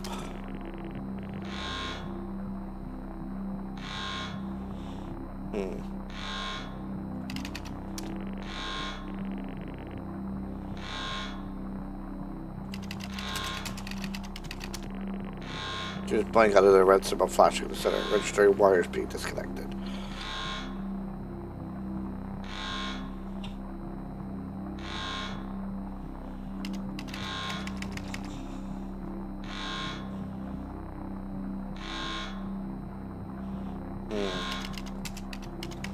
Get up didn't work. We are in a bed in a small artificially.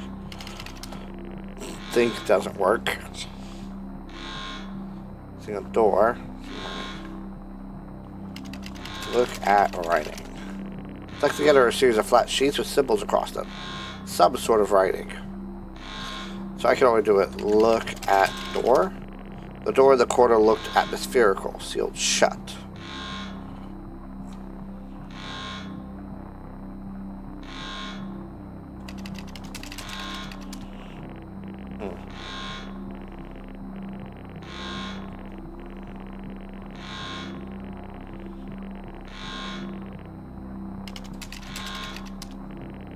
Go to door. Lock doesn't work.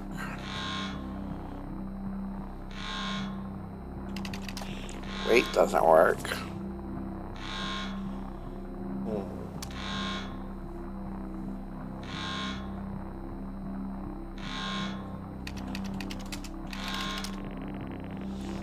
Black fluid flowing steadily out of the ends. Fluid is sticky and dark, dripping steadily from the wires. Look at bed. A cushioned horizontal surface on each side, a metal or alloy barrier, presumably to stop you from falling out.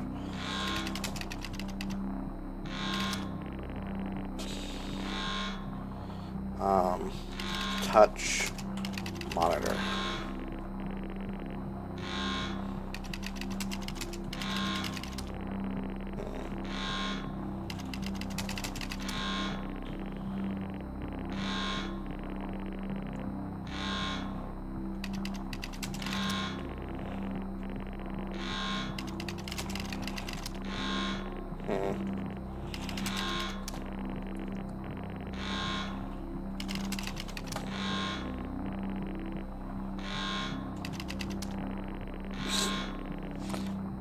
Not sure what it wants.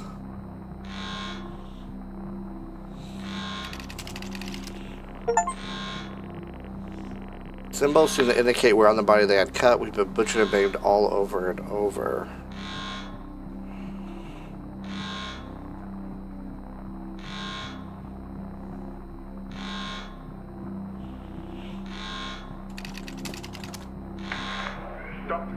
Specimen 20 left lab 15.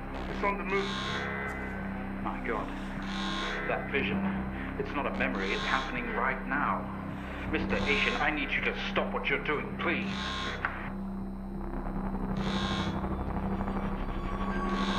Why would we stop?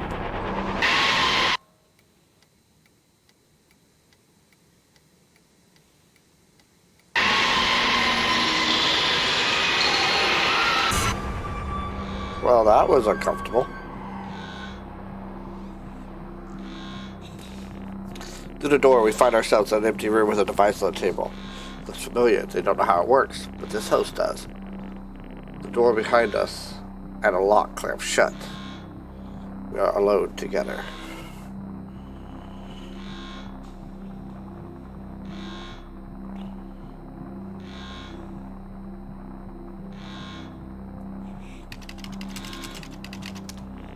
It was an access code terminal for a wide connection, allowing commanders to commandeer their host.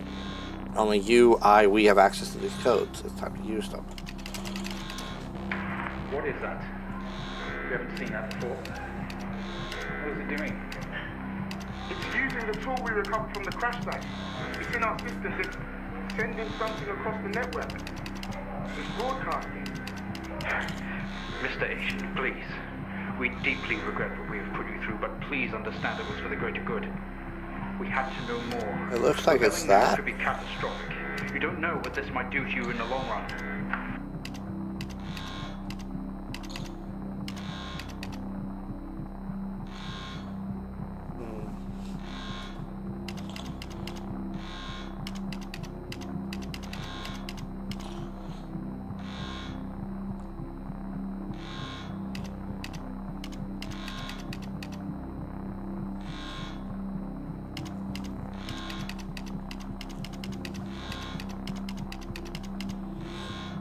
Let's see.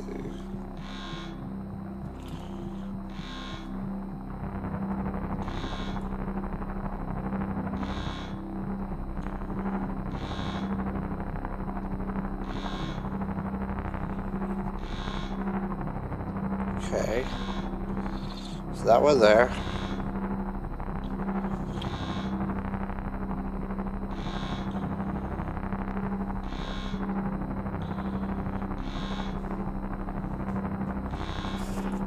I'm having a really hard time telling what it wants.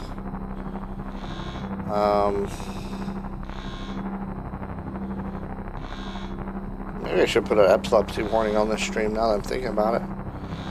Let's look. Okay. 3, 4. 1, 2, 3, 4. 4. 1, 2, 3, 4.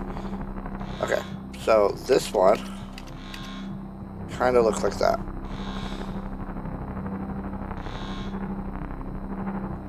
And this one kind of looks like that.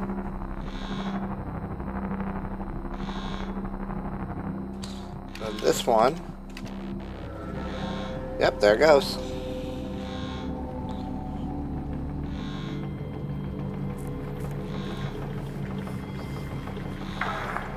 They're all free. They're converging.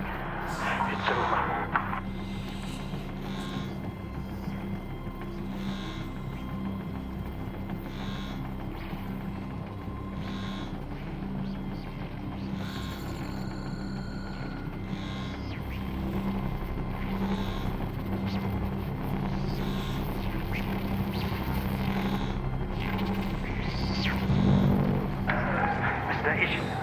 Please, don't do this. We mean you. We mean them no harm. Please, don't do something you'll regret. Wait. I think they did something. Don't know if they've regretted it though. One day, Mr. Asian, this will haunt you. That was episode 2.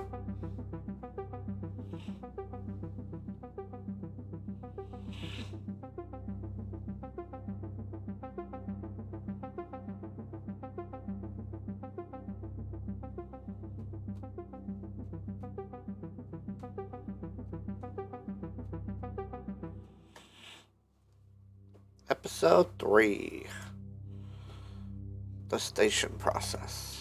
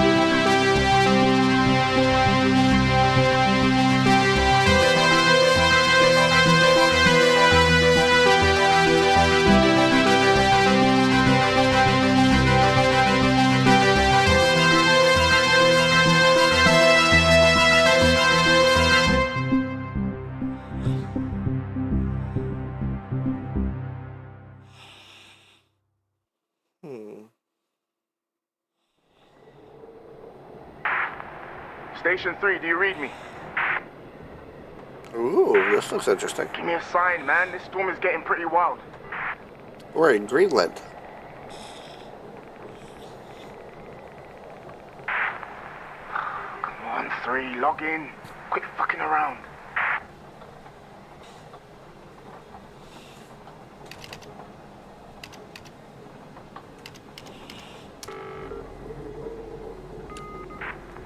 There he is. Finally. What took you? Is the microphone still broken in Station 3? I'll take that as a yes. I was going to say, how do I say yes? You should be able to hear you, though.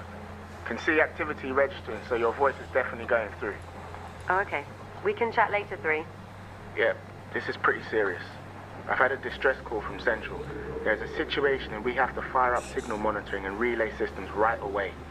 What kind of situation? I don't know. I'm assuming it's got something to do with this storm. Whatever it is, it's big to want to involve us. Shit. Okay, what do we do then? Well, my fucking cabin power isn't holding up in this weather, so I can't process the signals myself. 2, you need to feed the frequency information through to the backup terminal in Station 3.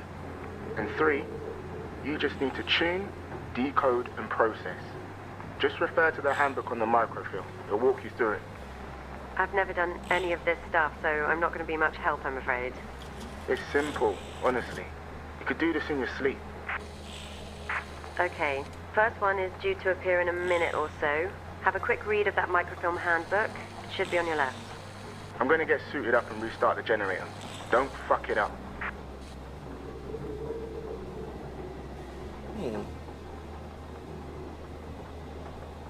Okay. Okay. Okay, 3, we're up. Do whatever it is you're supposed to do.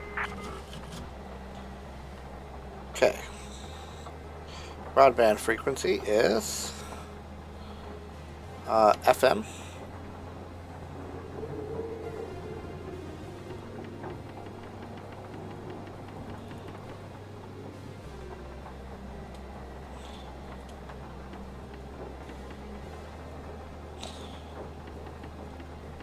Oh, too far. 1930. FM. 13, 0, 14, 14, 9, 3. 13, 0, 14, 14, 9, 3. Okay. Code word F reference is abacus. Alright, so we go back to the book. We're looking for abacus.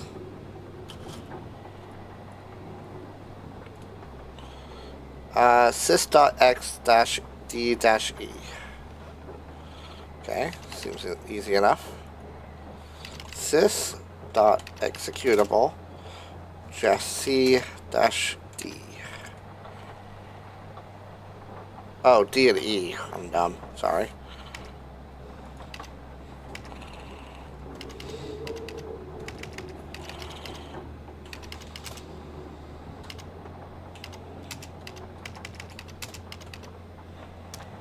Okay. Looks like AI locate 202-A.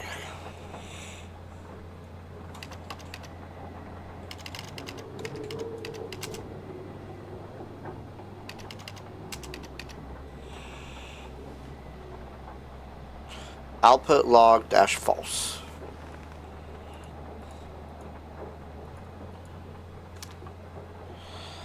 Output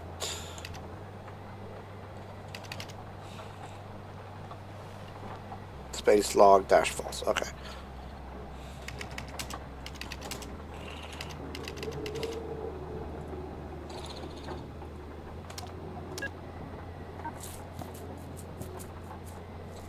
Okay, that one's right, this one's wrong. So it could be...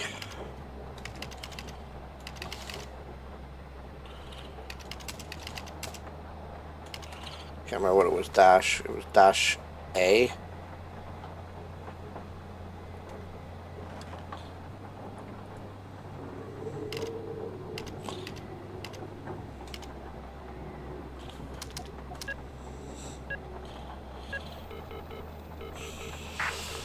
Okay, my light here just turned green and the signal stopped. So I think you did it right. Next one coming up in 30 seconds, apparently. Don't leave them hanging too long. I don't know what they're for, but I know we have to make them top priority or I'll get shit. Of course, don't worry, we'll keep on top of it. Okay, there it is. Creepy sounding things, aren't they? Okay.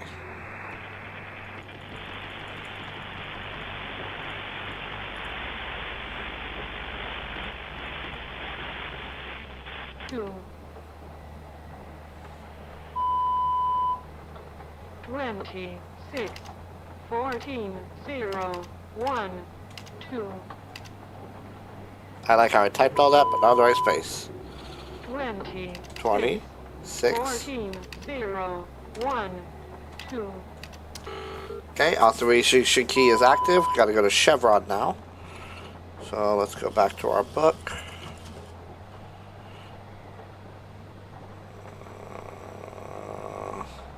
Okay, Chevron's near the end. It's like page 20.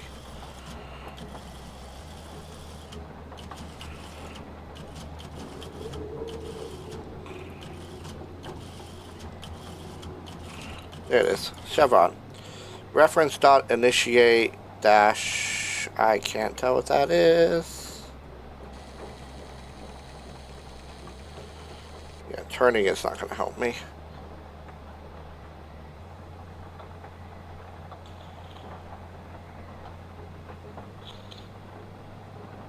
Dash W dash Z, I think. Okay. Let's try that. REF dash init.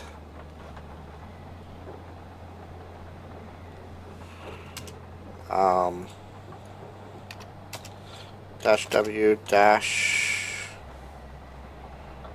Z. Click. Okay. Not red, ref.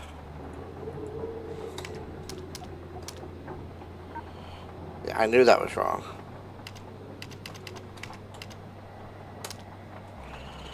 Okay.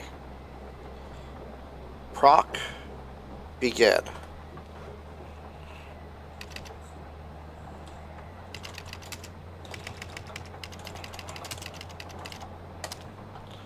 Okay, and then it needs get.int xyz. Get.int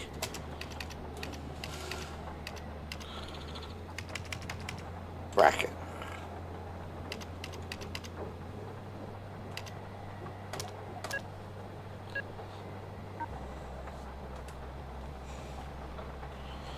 Get.int. Oh, there's a space I'm missing.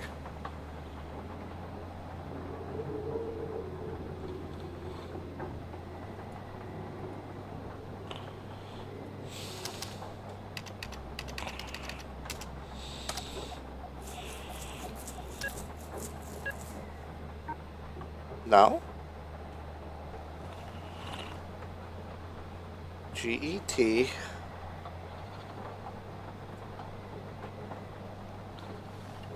XYZ, right?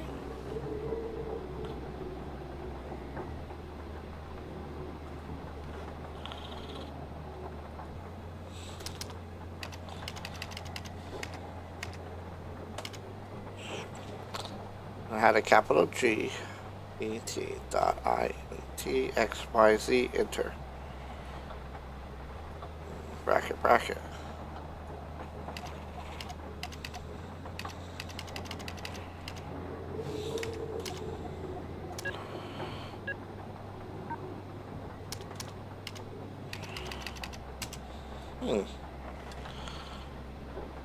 Oh shit. Variable replacement where X equals second, Y equals fifth, and Z equals sixth number from the broadcast code.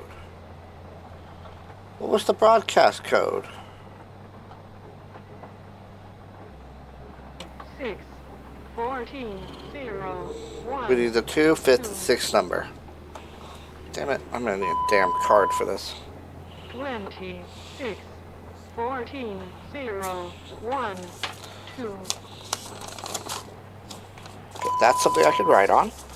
26, 14, 0, 1, 2. 26, 14.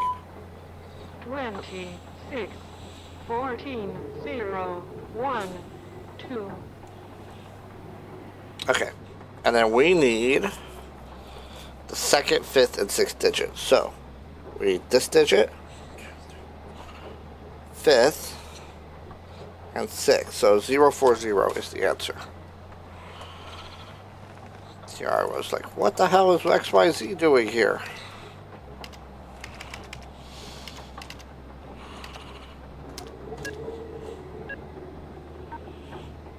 No? Second digit is 0. 5th digit is 4. 1, 2, 3, 4. Yeah. And 6th digit is a 0. 2.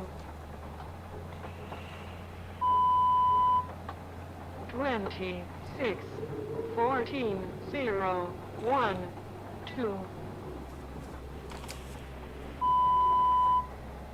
26, 14, 0, 1, 2. Unless it's taking this literally. At which point the second number is a 6. 4, 5, and 6 would be those. It would be 612 if it's taking this literally. 612. Let's try that. Thanks, 3. Just pushing this update to the transmitter now. Getting the hang of it, huh? Next one coming up. Kyrena got to it before I did. I didn't even look at the chat. I'm sorry. GCS? What do you mean? Yeah, no, this next one has come through with an additional note. GCS3 equals E1V1M1. I've not seen it before. Check the microfilm. Might be something in there about it. Listen, let me know when you're done with that one. I haven't heard back from the transport team and I'm starting to worry. Sure thing. Okay, here it is. Whoa. Okay, that's different. Flashing red screen. Yeah, quite the warning sign. Shit. Something's going on. The last two must have just been testing the system. Tune it as normal and I'll see what I can find out once I get these goddamn lights on.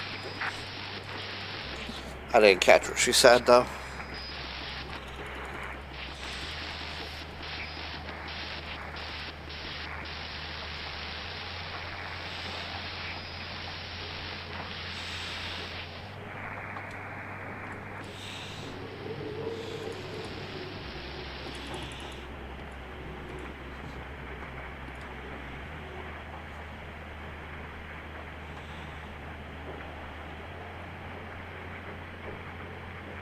Oh, I was talking about you listing the numbers. You figured out the numbers faster than I did. Because I was seeing them as digits, and you saw them as 26, 14, 0, 1, 2. You got to the answer faster than I did. AM radio.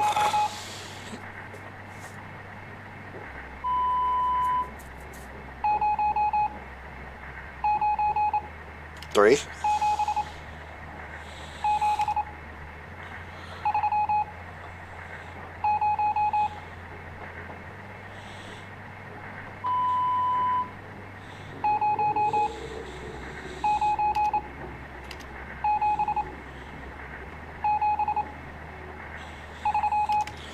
Is this Morse code?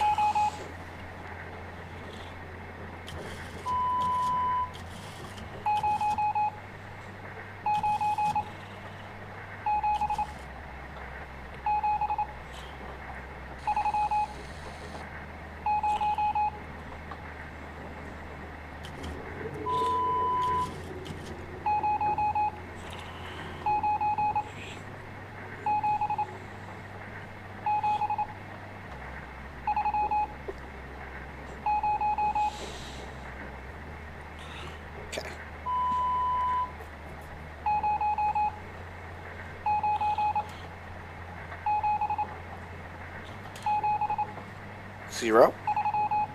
I caught the first digit.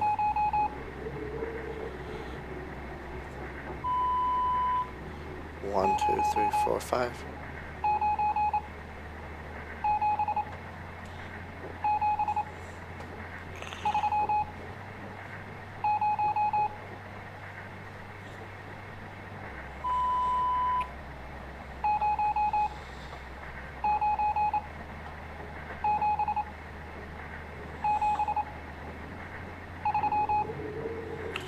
So 7, 7, and then 3.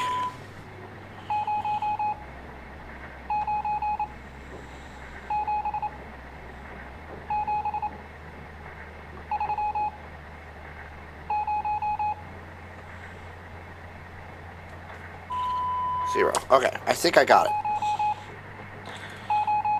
0, 9.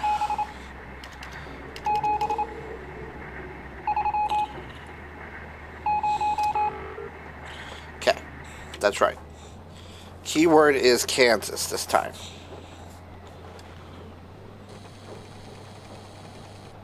I don't even know where we are in this book. Okay, there we go.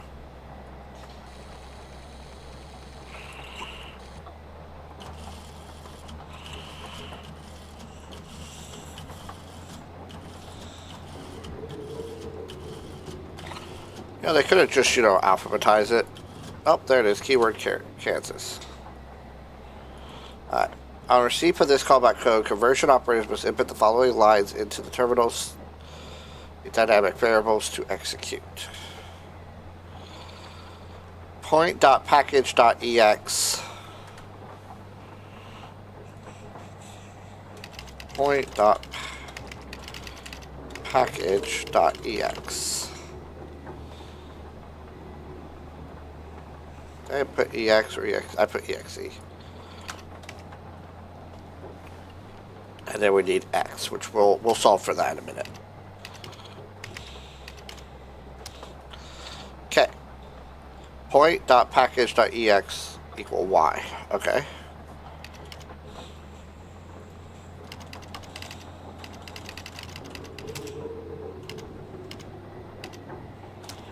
Okay. SAL minus A minus 46.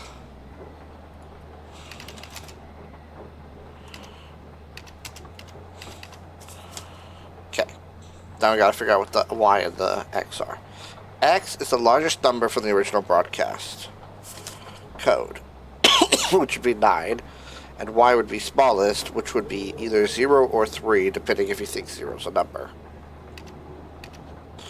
So, should be 9, and we're gonna try 0 for this.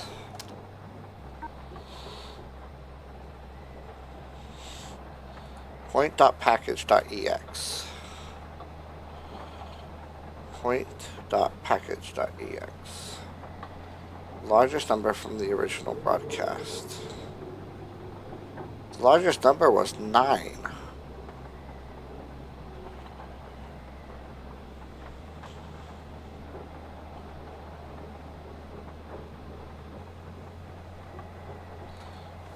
Oh, I wrote the word package.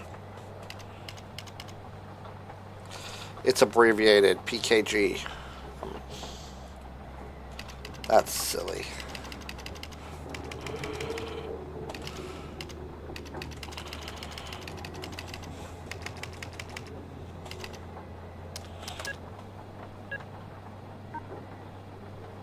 SAL minus A minus 40. No, 4G. That's not a 6. That's a G.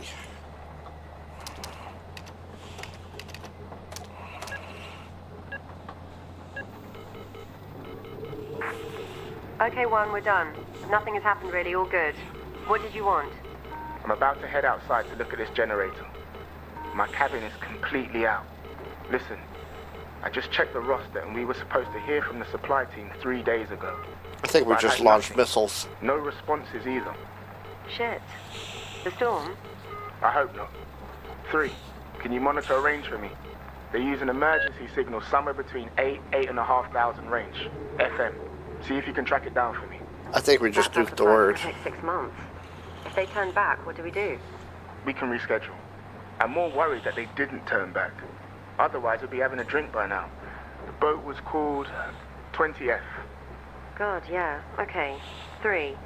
8,500 FM somewhere. See if you can pick up a distress signal or something.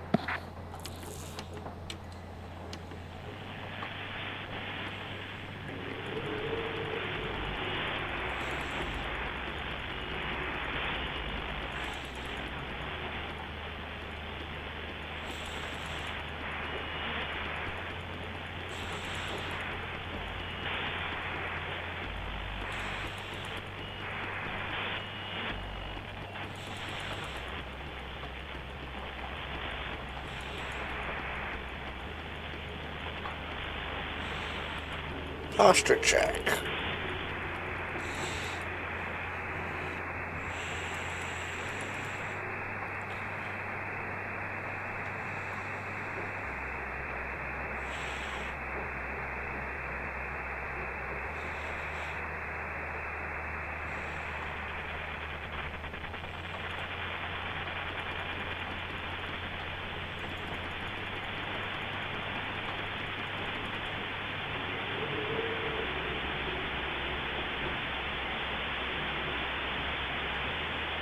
Three.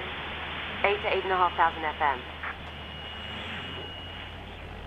8 to 8,500.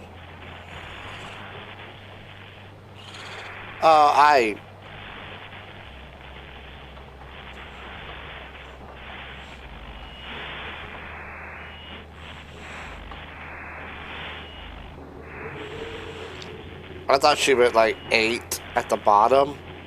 Somewhere between that. Does anyone read? This is supply vessel 20F. Do you read me? Oh my god, that's them. This is a distress signal from supply vessel 20F. Please respond. Is anyone there? We don't have enough supplies to last whatever this is out. We have some on board, but it's not enough. We try to turn back, but Storm, or them, have messed with our GPS and sent us straight into the ice. What on earth is he talking about? We're holed up here. We just got word from Central that New York has fallen. Everyone's gone there now. I thought us being so remote would give us time, maybe, but I can see it coming. Be ready, all of you. It's 20F out. 1, are you there? Are you hearing this? Lock your door too. 3, do the same. What do you mean? Did you hear the I just got a call from Station B at the coast. Something is happening. I don't know what, but they said we had to lock up and stay in our cabins. Then it went dead. What are you talking about?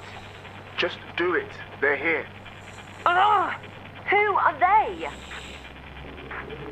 Shit, 1, there's another GCS signal coming in. Do we process it still? Yeah. As long as the GCS number is going up, we're helping a lot of people. It was 3 last time, it's 6 this time. What does it mean? That's good. That's good. Just process the signals. That's it in. So the last one launched a bunch of nukes, I think.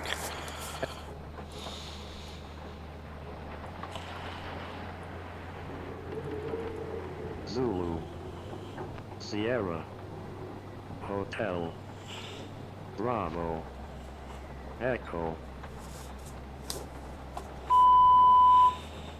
Mike, Zulu, Sierra, Hotel, Bravo, Echo, Mike, Zulu, Alright. Sierra. I don't think it's going to accept letters, but we can try them.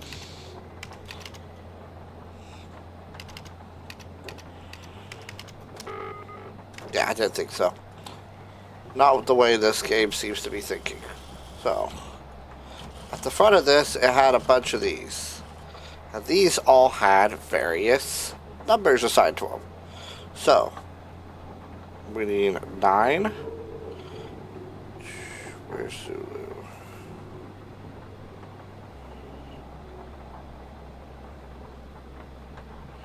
Maybe it's one of the phonetic chart at the B. It's B.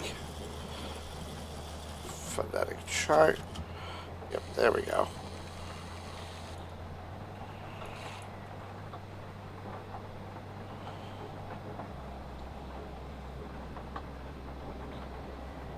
Yeah, I know my phonetic alphabet though.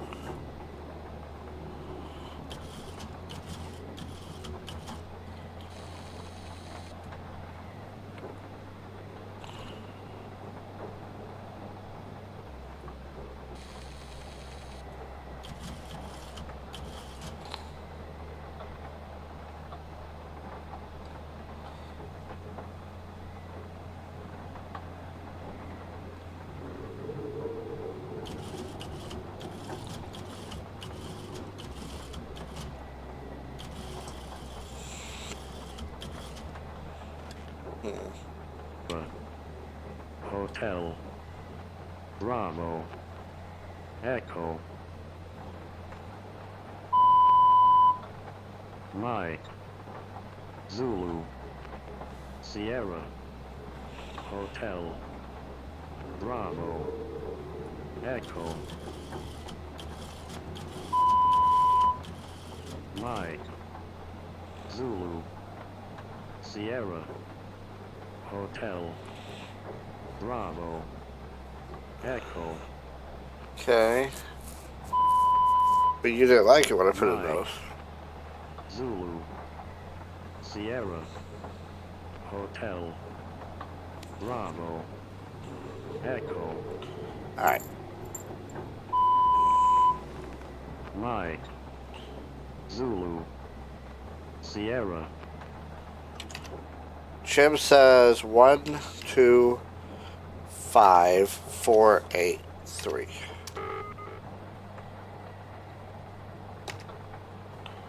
No.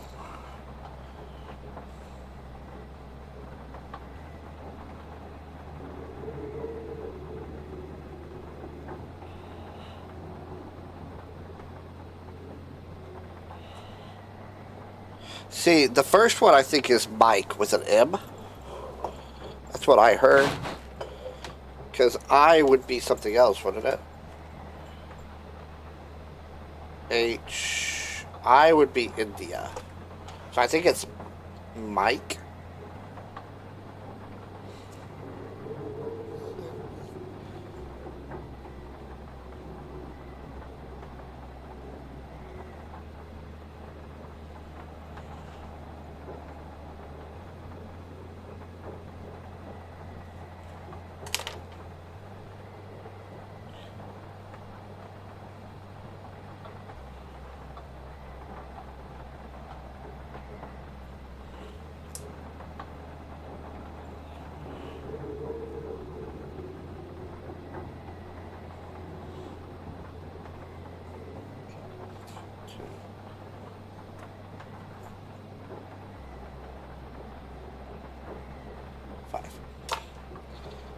Okay, I don't think this is right.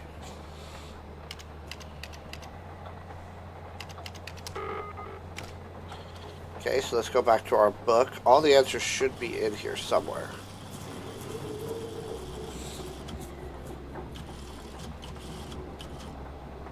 I want to go back to my original theory here.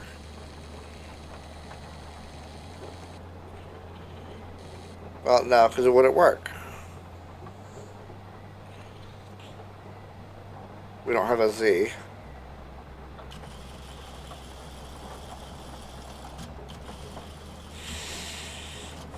Now, there is this other weird chart that's on this page that we can barely see.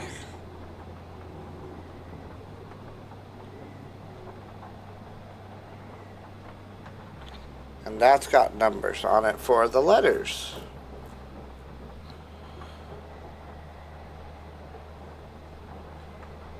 Now, we're missing a couple things here.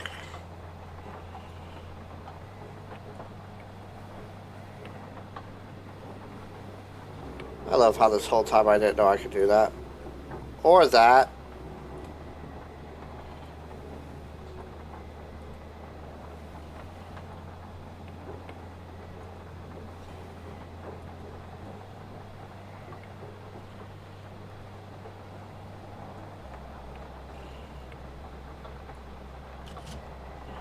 Alright. So we do need to figure out what the frequency is that we're on. So let's go back to that. 6970. Bravo. Echo. Alrighty. 6970. So 6970 is going to be this column. We have M. It's going to be 15. Z is going to be 2.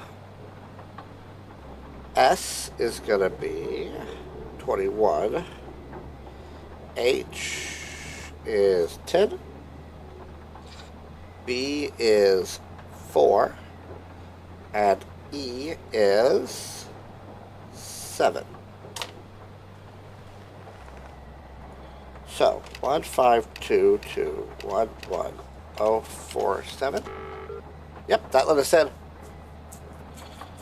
Look at Kyraina being helpful.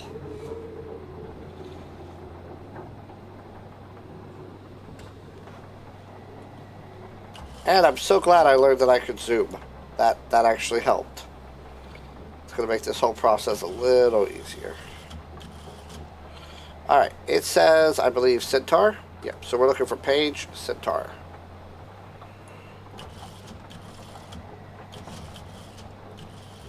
Siblings, Chevron, Drive, Sacrifice, Jennifer, Home, Centaur. And now we can zoom in and get a better idea of what exactly we're doing here. M status -R. Oh, I'm dumb. Dot status. Okay.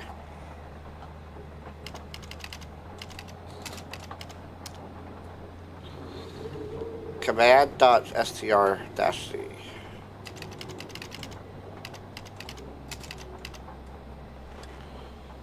H.grid.w.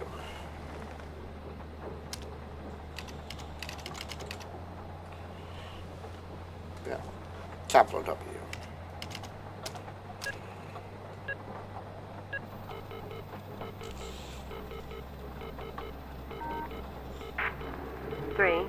There's something... I don't know what I'm looking at. Cabling? 1, I can see something above 3's cabin. One of the power lines down. 1, are you there?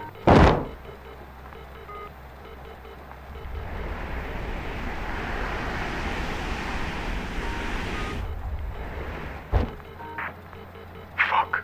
What the hell is that? I can't see you from here, 1. What's going on? It's above me. Shit, it's above me. It's over Station 3 too. They're here. What's here? Jesus, 1, what the fuck is out there? It's fine. It's fine. You'll be fine. Well, 1 went Shit. offline. Here's another signal. GCS7 equals E1 V5 M1. 1, what the hell? It's flashing urgent.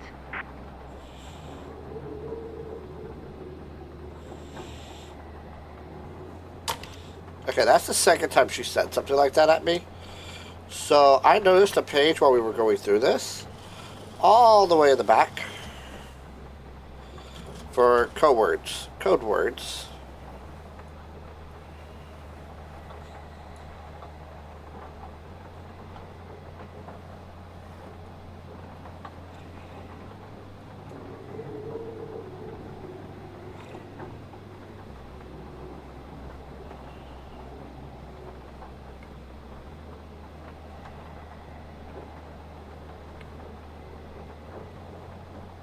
M1 in 1.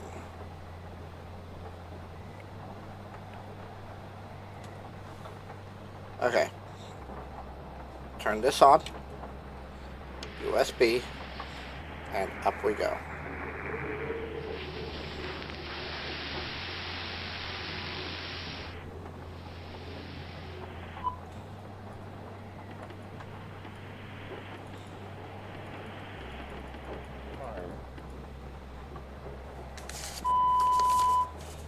One, 8, 9, 0, 4, 5.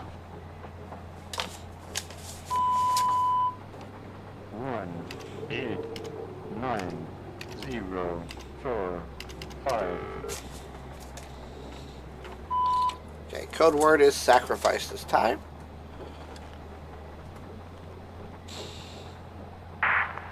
Guys, are any of you walking around in that stall? That's crazy. You'll get yourself killed. No one is outside. You're seeing things, 4.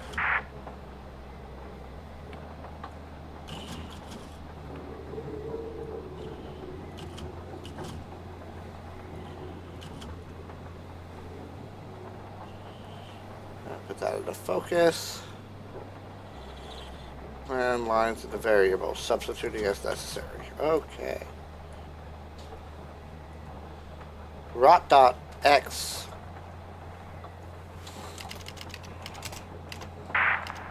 Three.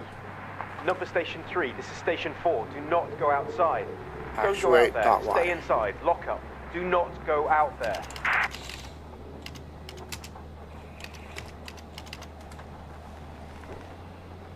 Okay. Point.1Z.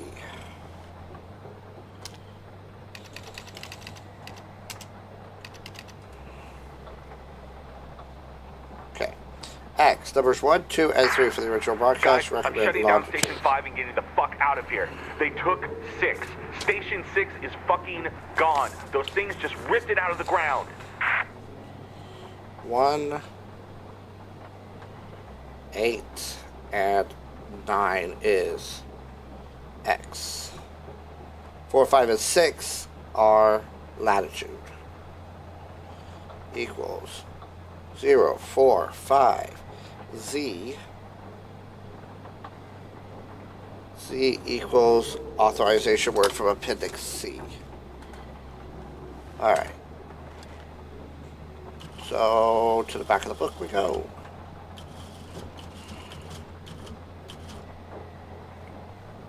That's Appendix D. Appendix C. Start. Modulation signal was USB. So, USB is broadcast frequency is 8150. 8150. Total number of broadcast numbers. 3, 4, 5, 6. Total is less than 30.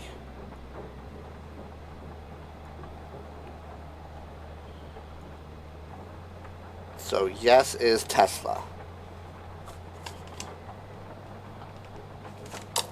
Okay.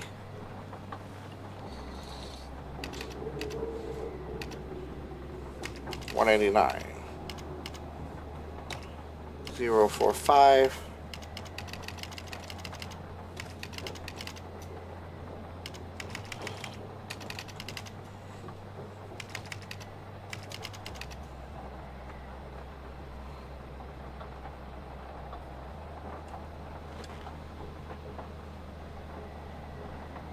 Oh, code would be Alexander then. Good catch.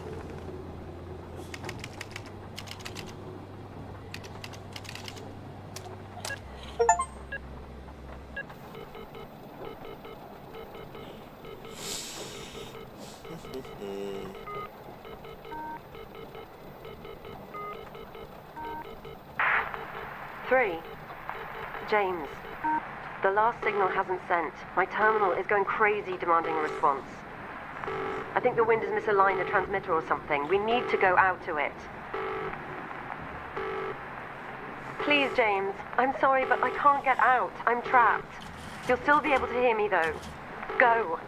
Go.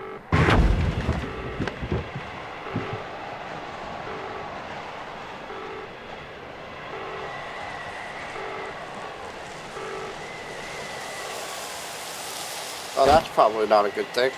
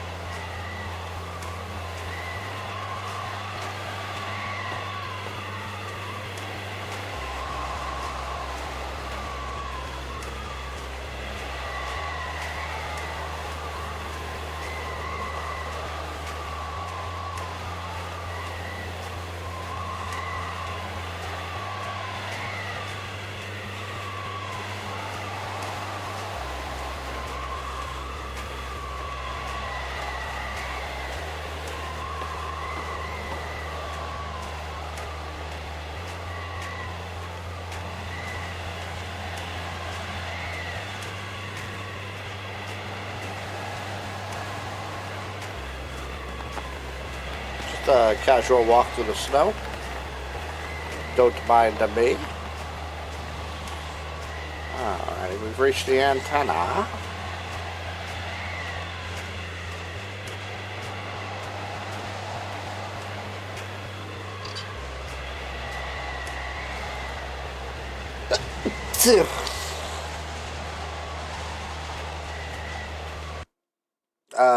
Sometimes you press other keys is not helpful.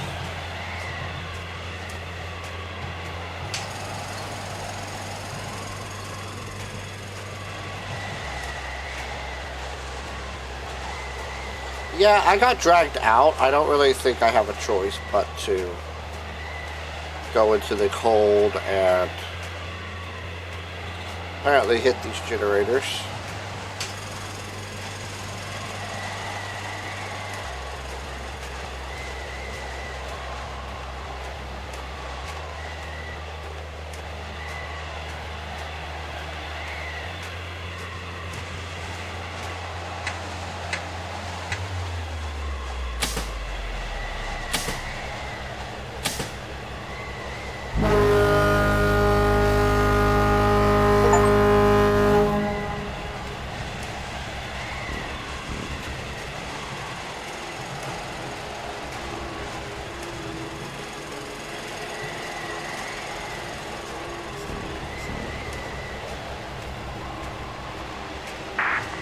I can't feel my legs, James.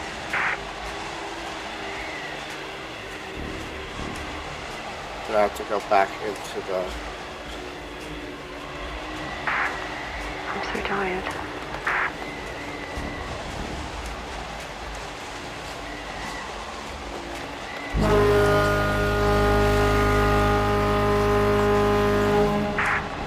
What are you doing? James, please.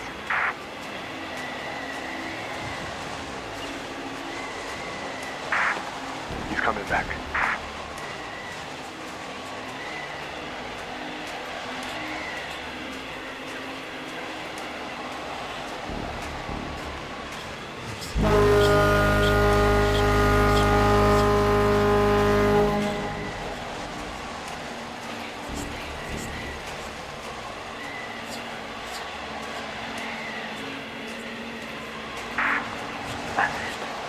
He's coming back.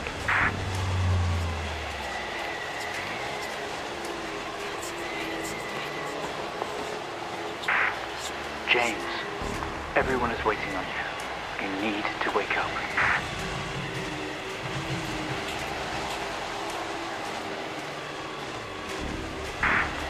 These machines, they are your lifeline. Follow them, please. James, go to them. Tell them what happened. Mr. Asian, can you hear me?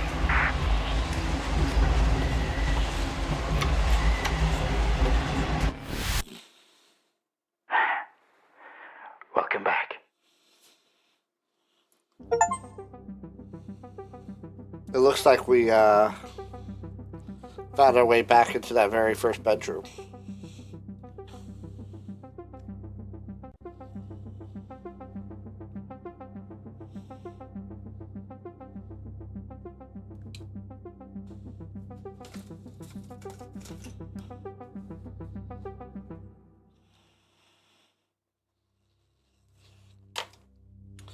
Alright, last episode.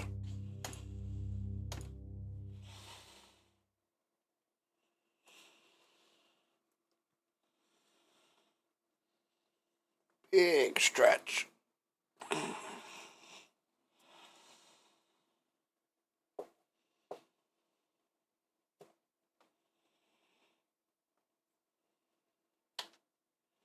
It might crash, by the way.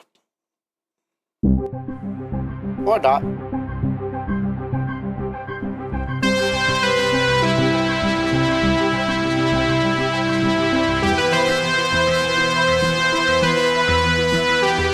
I think that's enough of that for now. Oh?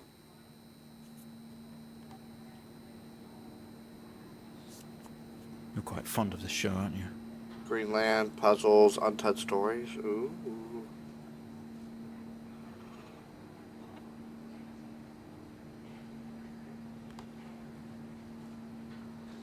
Okay, come on. Let's get you down to the observation room.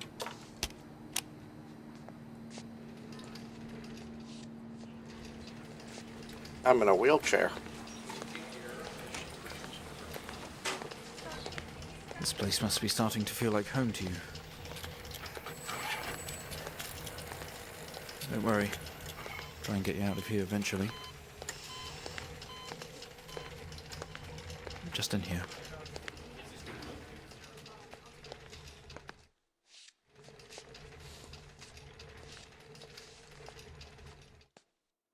Okay, are we through in the next room? Just relax and we'll get started in a moment.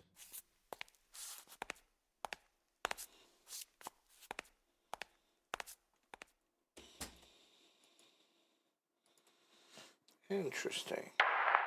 Right, Mr. Asian, now are you ready? No. Just hit record on the tape deck in front of you when you're ready. This is subject 12-19-86-23, new session entry. We have myself, Dr. Alexander leading, and in a room we have our patient, Mr. James Asian. As we know, James has recently recovered from a 2-week coma following his accident. In our last 3 sessions, James's attempts to recollect events of the accident seen him merging his memory with his imagination. These episodes have always ended in panic, and we've had to terminate the session abruptly. Let's try and do this one better, James. So when you're ready, let's bring this back. I know how difficult this must be, but you can do this. James, it's time to remember.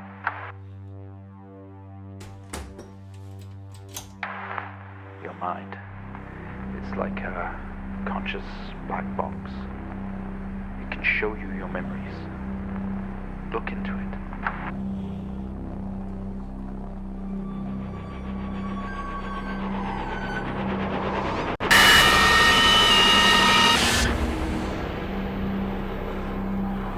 Okay, we're here again. In your most recent episode, you recalled a false memory of a remote weather station. You were isolated from the rest of the world, locked inside your coma. We interacted with you daily, encouraging you to wake. Your family would do number puzzles with you. Anything really to bring you back. People needed answers, James. Do you remember? I have another signal here for you, James. It's at 5610 FM. You can't miss it.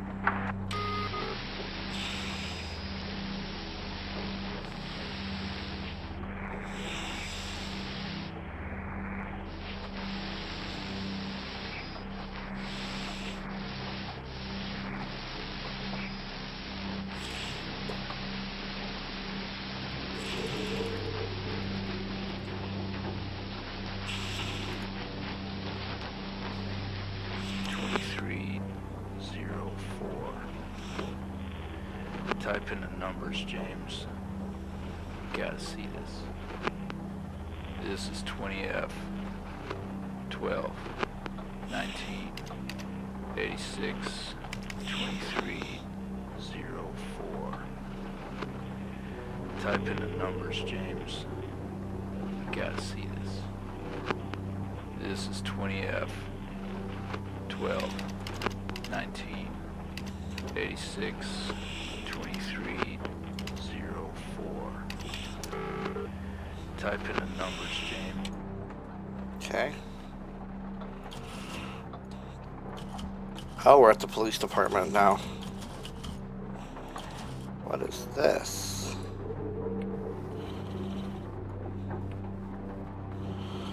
Two vehicles accident. Fatal. James. Injured. Charles Higgins, deceased.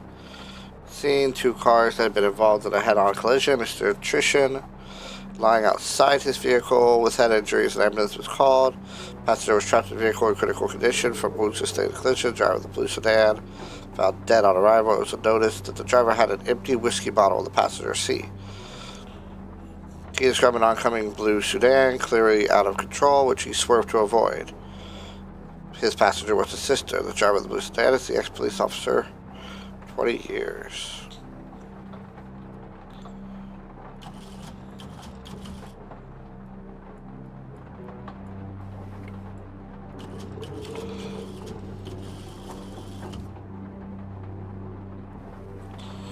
I mean, this is fine, I suppose, except how am I supposed to...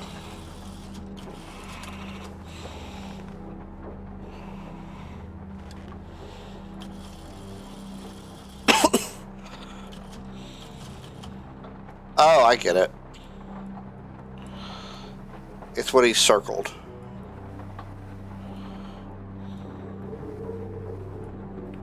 So line 1 would be 20F- fatal accident.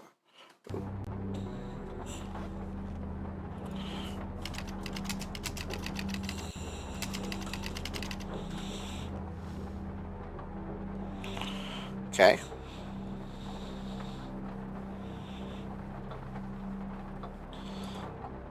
The second line would just say empty whiskey.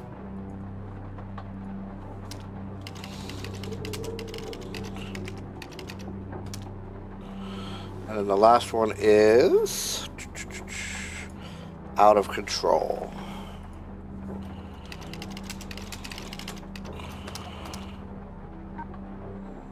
Oh, it's probably case sensitive.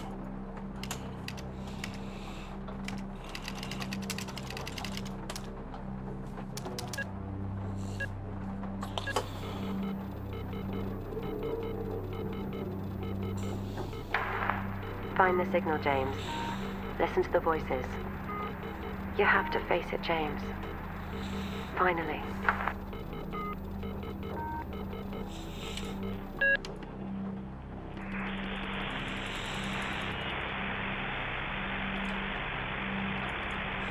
It's not like him.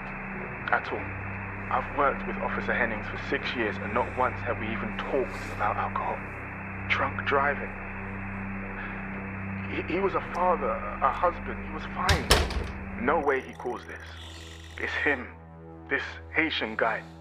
He's got something to hide.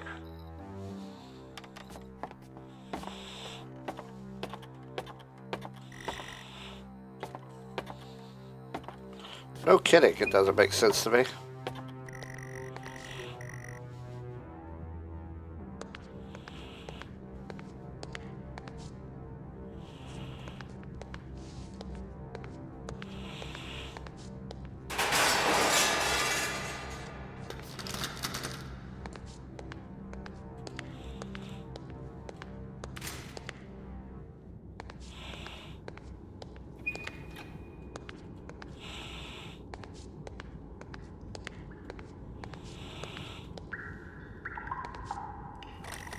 We found him lying there sobbing while his sister died in the car next to him.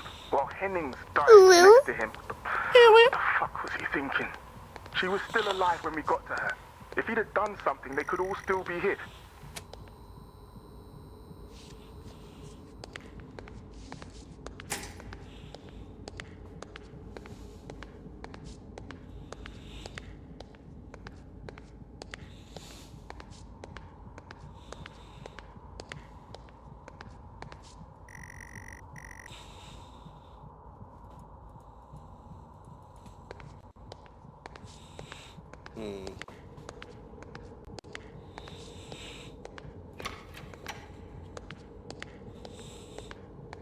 Good to know.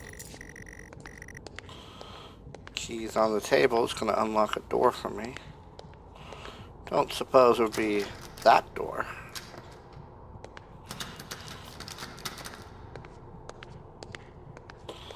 I wouldn't get that lucky. What is this?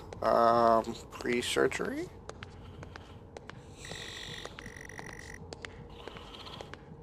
Only caught a glimpse. That's probably why I don't have details into this room. Okay.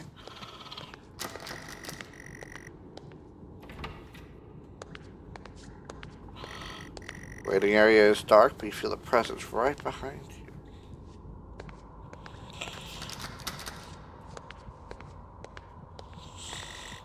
Someone breathes on your neck, standing over you.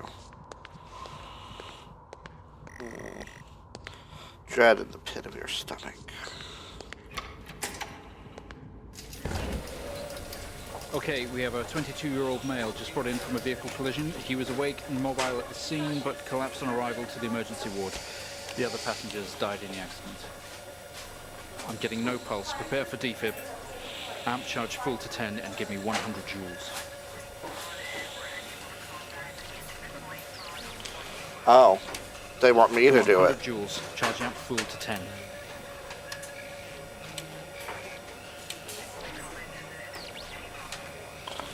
That was the amp to 10. Come on.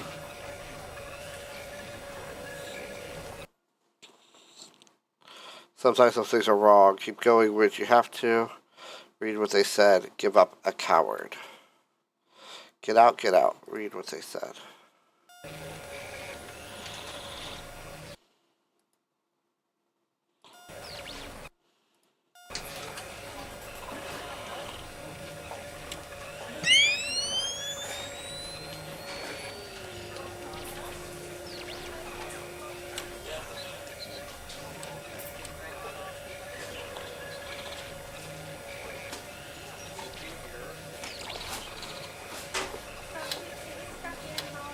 Can we get this on the screen, please?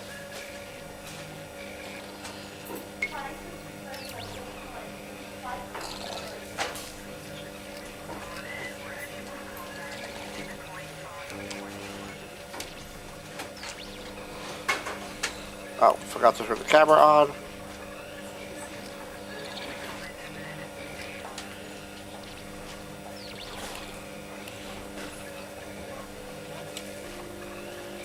Come on, 100 joules. Charge amp full to 10. Okay, that's what he said. I couldn't understand it. 100 joules.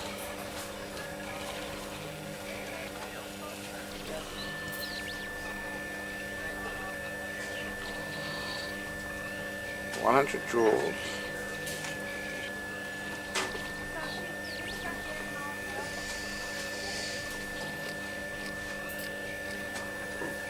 Come on, 100 joules. Charging up full to 10. That's what it is. It's full to 10.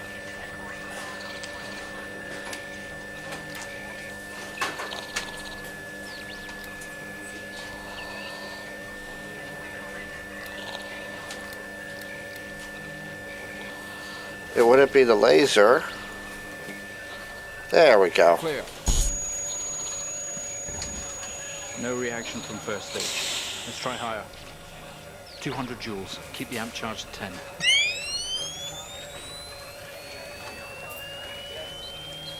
$200 joules.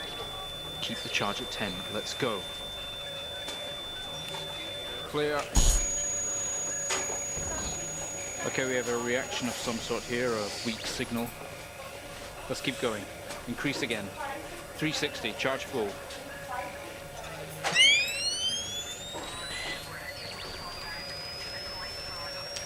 Come on, 360, hurry. Clear. And 360. Oh, hello. Weapons time. Seems we have a pulse.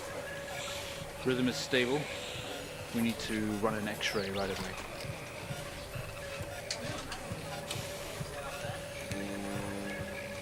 Where are we with that X-ray? Let's get it going now, please. Looks like an intracerebral hemorrhage. We need to drain this now to relieve pressure. Prepare for trepanation. Switch on a drill, please.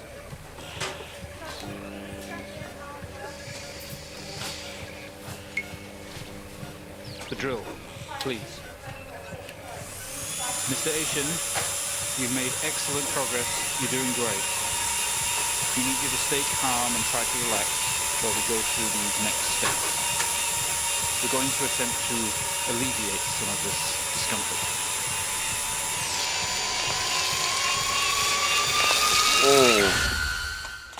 Yeah, not something I want to be in a first-person perspective of personally.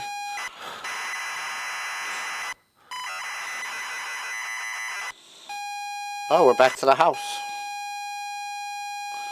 With the creepy kid.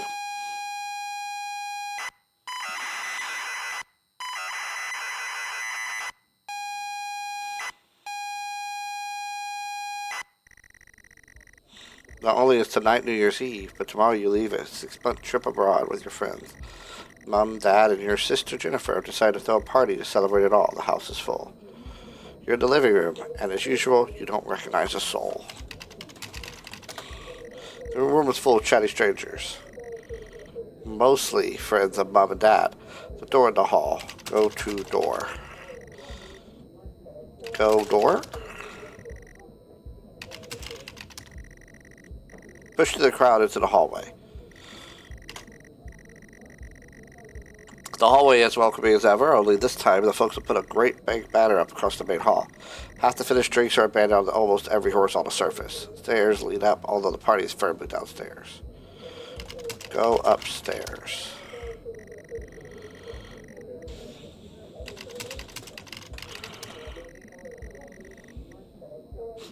They say all the best parties are in the kitchen. The kitchen is full of people and loud. There are drinks and food on the table, and the part full swing. Dad had cooked a hog roast, which sits proudly on the table, although no one is eating it. I'll eat it. Eat hog roast. Go hall. Go,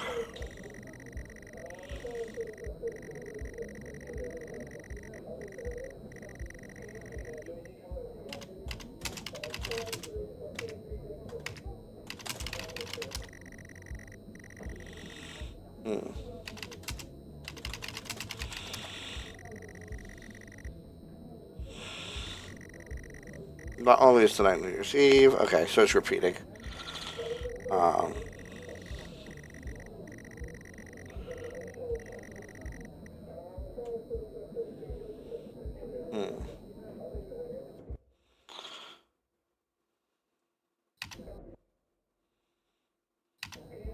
Get out, get out, get out, get out. The car, get out, get out.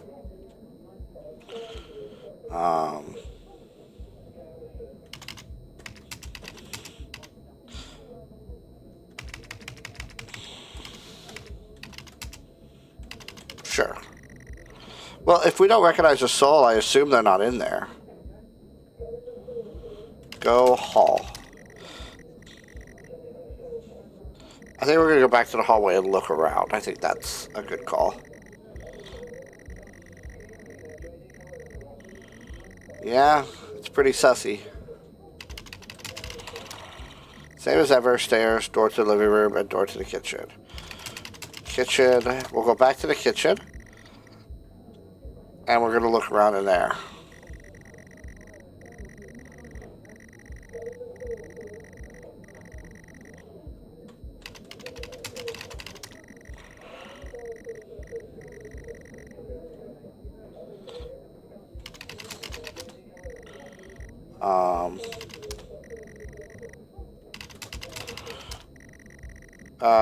Go to Jen. So apologizing to get to Jennifer, you hug and you're going to miss each other. You thank for the party. She asks if you enjoyed the party. Lie to her.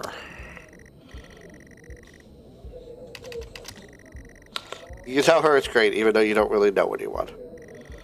She tells you to enjoy it anyway and to loosen up. She asks you to get her a drink. Get her a drink. You pour Jen a drink and one for yourself too. There's never an awkward silence with Jennifer. She's always asks a question. Take soda for the big trip. Yes. Packed everything with plenty of room to spare. Take all the spoons and make sure no one finds them. Yeah, I wish it was that interactive. Another hug. Your family has really gone out of their way to make this trip happen for you. This might be what you need to get some respect and maybe not fuck up so much. She's going to miss you. You're going to miss her. She walks away. June has disappeared into the crowd. You're left standing, nodding and smiling at the improving faces. There's so much to do for this move. Can't mess it up. But first, drink. You pour down another drink. Anything to move the night along.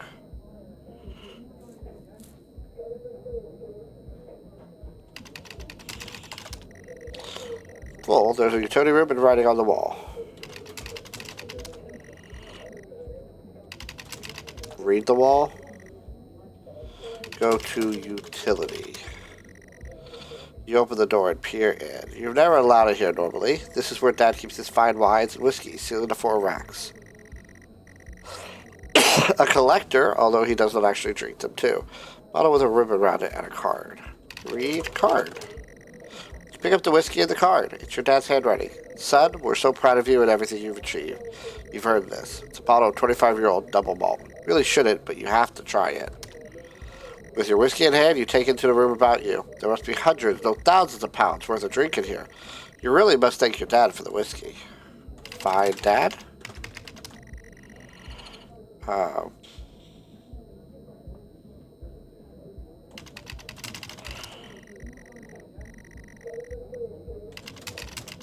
Go to kitchen. You head back to the kitchen, clutching your new best friend. You stumble out of the utility room and back into the kitchen. This is one strong whiskey. Take another swig and give the thumbs up to Dad across the room. He nods and winks. Busy and noisy. We'll need to find somewhere quieter. Go to hall. You go back out to the hallway. A few bumps and laps on the way through, you make it to the hall. You stop dead in your tracks. It's Jin, covered in blood.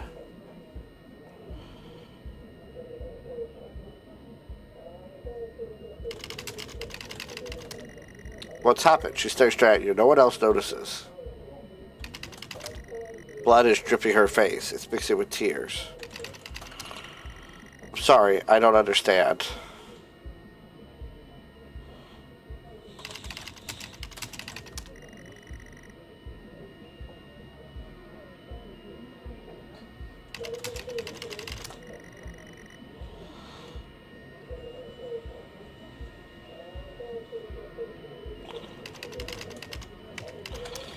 Oh no, Dad came back with the milk. He had whiskey.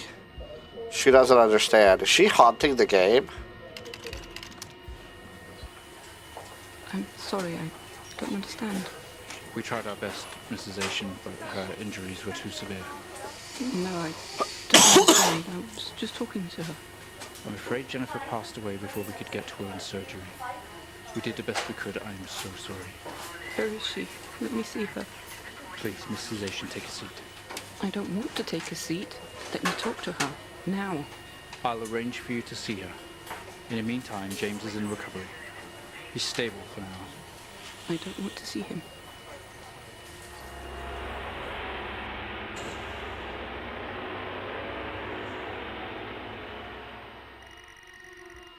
You're standing in the hallway. Something has stopped you in your tracks. While searching your mind, your sister interrupts. She waves her hand in front of you and asks if you can drive her home. You still feel out of sorts. Those words echo.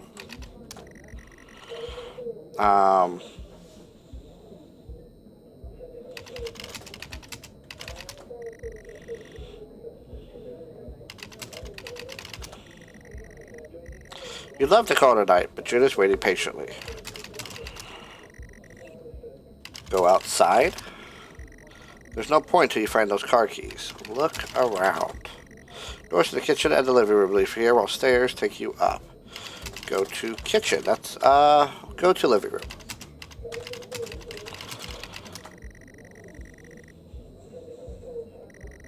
Living room is much more relaxed atmosphere compared to the kitchen. Various guests sat on chairs having civilized conversations. Coffee table in the middle of the room. Your mom is pouring a drink at the drinks cabinet. Look around.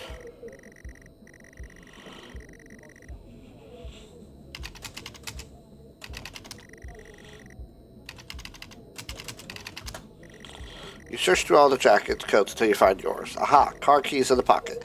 You grab both. Go to hall. Keys in hand, you head back into the hall.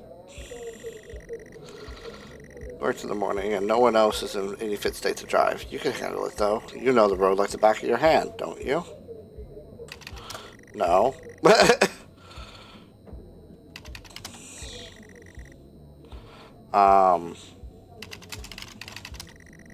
Yeah, touching grass didn't work either.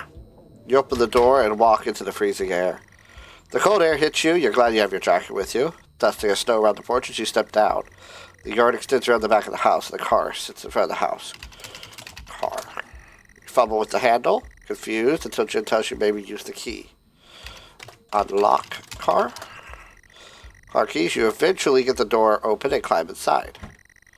Car's freezing. As you fumble around with your seatbelt, your sister opens up the glove box and hands you a note and a key that was inside. Tells you it's for when you return.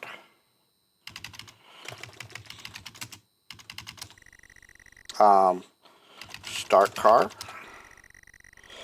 With sheer willpower, despite holding the keys in your hand. Takes a number of attempts, but you eventually slot the key into the ignition. This boy should not be driving. The car roars to life.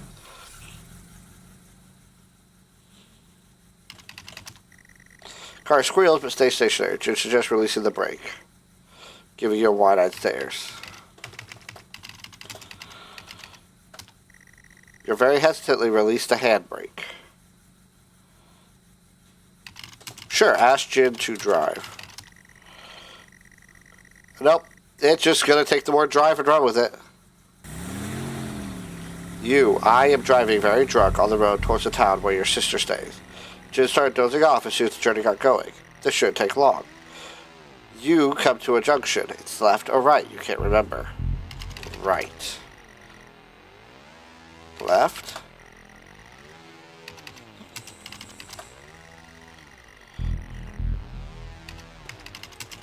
Ask Jin. She grunts and throws her arm to the left. It's left. Of course it's left. You turn the car left at the junction and accelerate off. Confident that you're on the right road now, you loosen up and put your foot down on the accelerator. Feel powerful as the engine roars at your command. She sits up and clutches your arm. She asks you to slow down. That's not really what really happened, though, is it? James, pull over. Jin is hitting your arm and yelling at you, crazy sister. Strange, there's a set of headlights coming directly at you, but really slow, like slow motion. You try to react, but your body isn't responding. There's nothing you can do to stop this. There's no way to control it. The lights merge with the car. The outside joins the inside. James, for fuck's sake, pull over! The whole world around you begins to scream. James!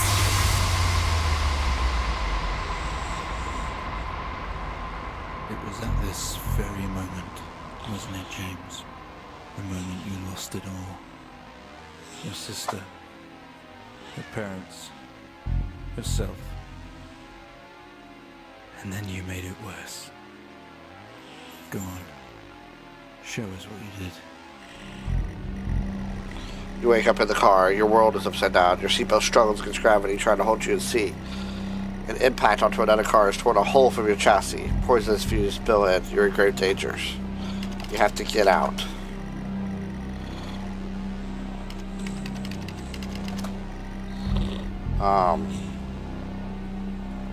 Oh, the orb's back.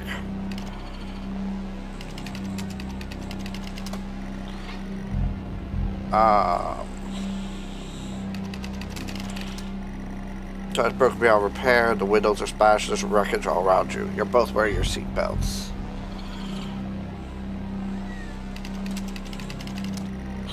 You release yourself from the seat, gravity takes over as you slip on the roof of your car. You squeeze through the wreckage and fall to your knees on the ground next to you, the vehicle. Breath brings pain, your head's throbbing, a blue car is smashed into your passenger side of your car. Life cannot be ruined by this. You're standing holding your whiskey and your dad's note. Flashing lights are approach. He hid the whiskey.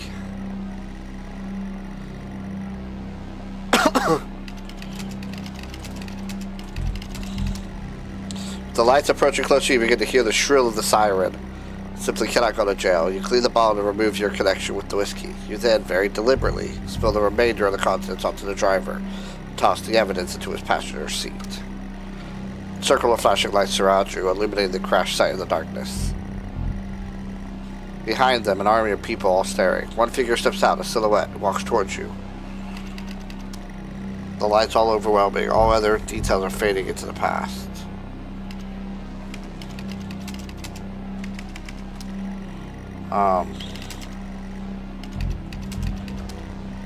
Sorry, you're not making any sense.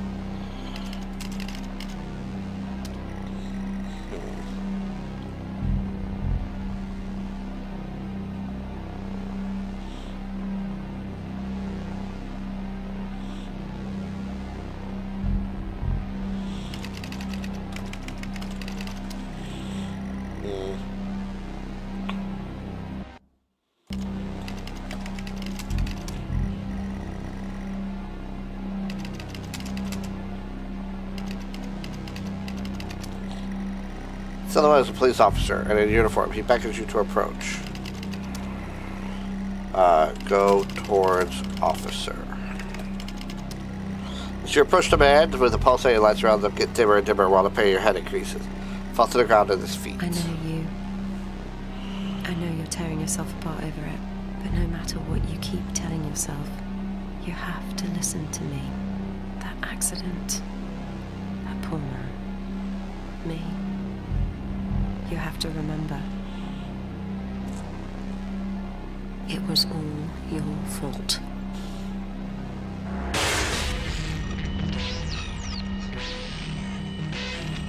I know what you did. How you left me there to protect yourself. Planting evidence on some poor man. You went headfirst into that officer and you wrecked all of our lives. And you couldn't even take responsibility. You did the right thing for you and no one else. Save yourself. Only it was wrong, wasn't it? Look at you now. Utterly consumed by it. Say it, James.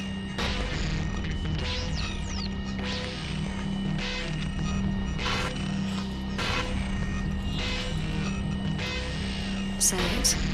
Tell them.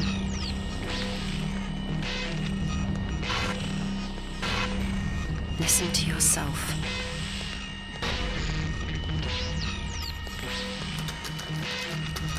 It has to end, James.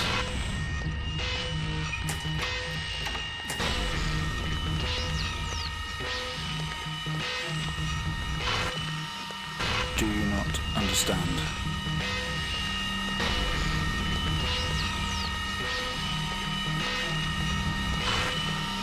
This episode you're having must come to an end. No. We switched games after a while. Make it stop, make it stop. Do you remember?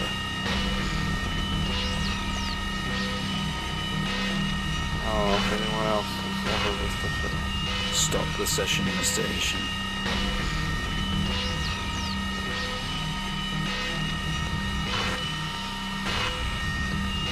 Go back to where we started.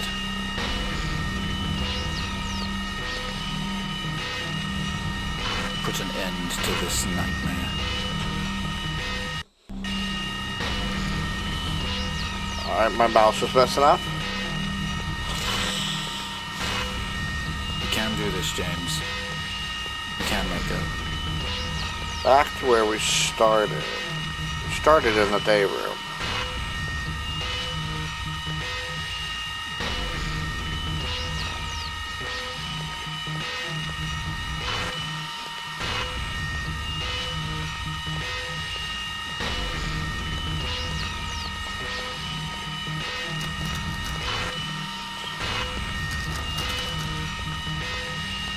Alright, it's gotta be in this room. Oh.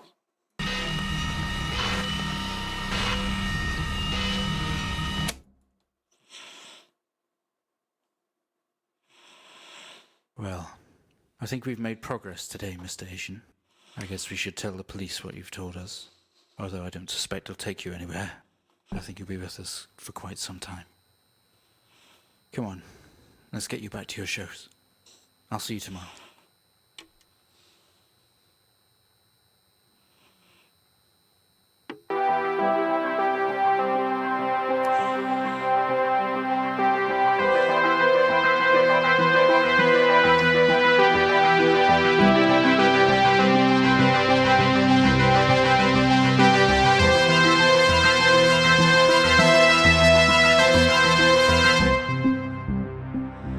Well, honestly, that went a lot better than I thought it was.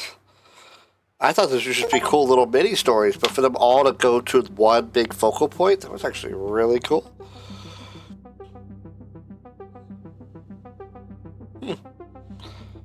But that is all I have for you today. If you missed it, I am putting it up on YouTube, if anyone does want to watch it. And then I'm going to be doing a couple extra cool things with it that I'm not going to tell anybody about. So,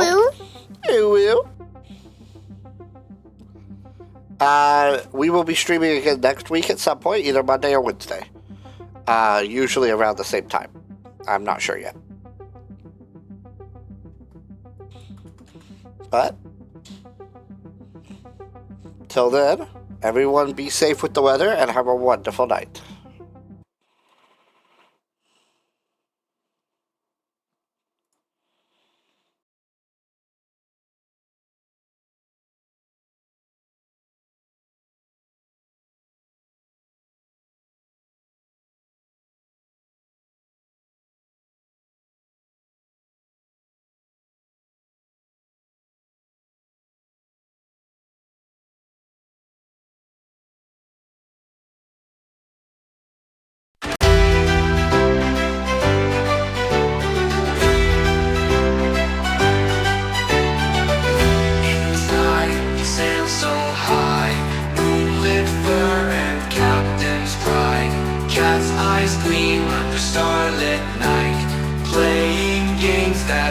Such fright. How Philinish with his brave crew, haunted worlds he ventures through. Ghostly whispers fill the air, but our cat captain does not care. How long the moon fights the gloom, horror games within his room. Monsters creep and shadows loom, fearless captain sealed in doom. Ship hums with ghostly lights, navigating through the frights. Creepy tales in spooky frames, Philinish conquers all his games. Horror's terror holds no sway, for each night turns into the day. With a wink and feline charm, how keep sailing safe from harm. From moon to earth and back again, chilling quests with phantom friends. Captain's hat and furry paws leaves the monsters in applause.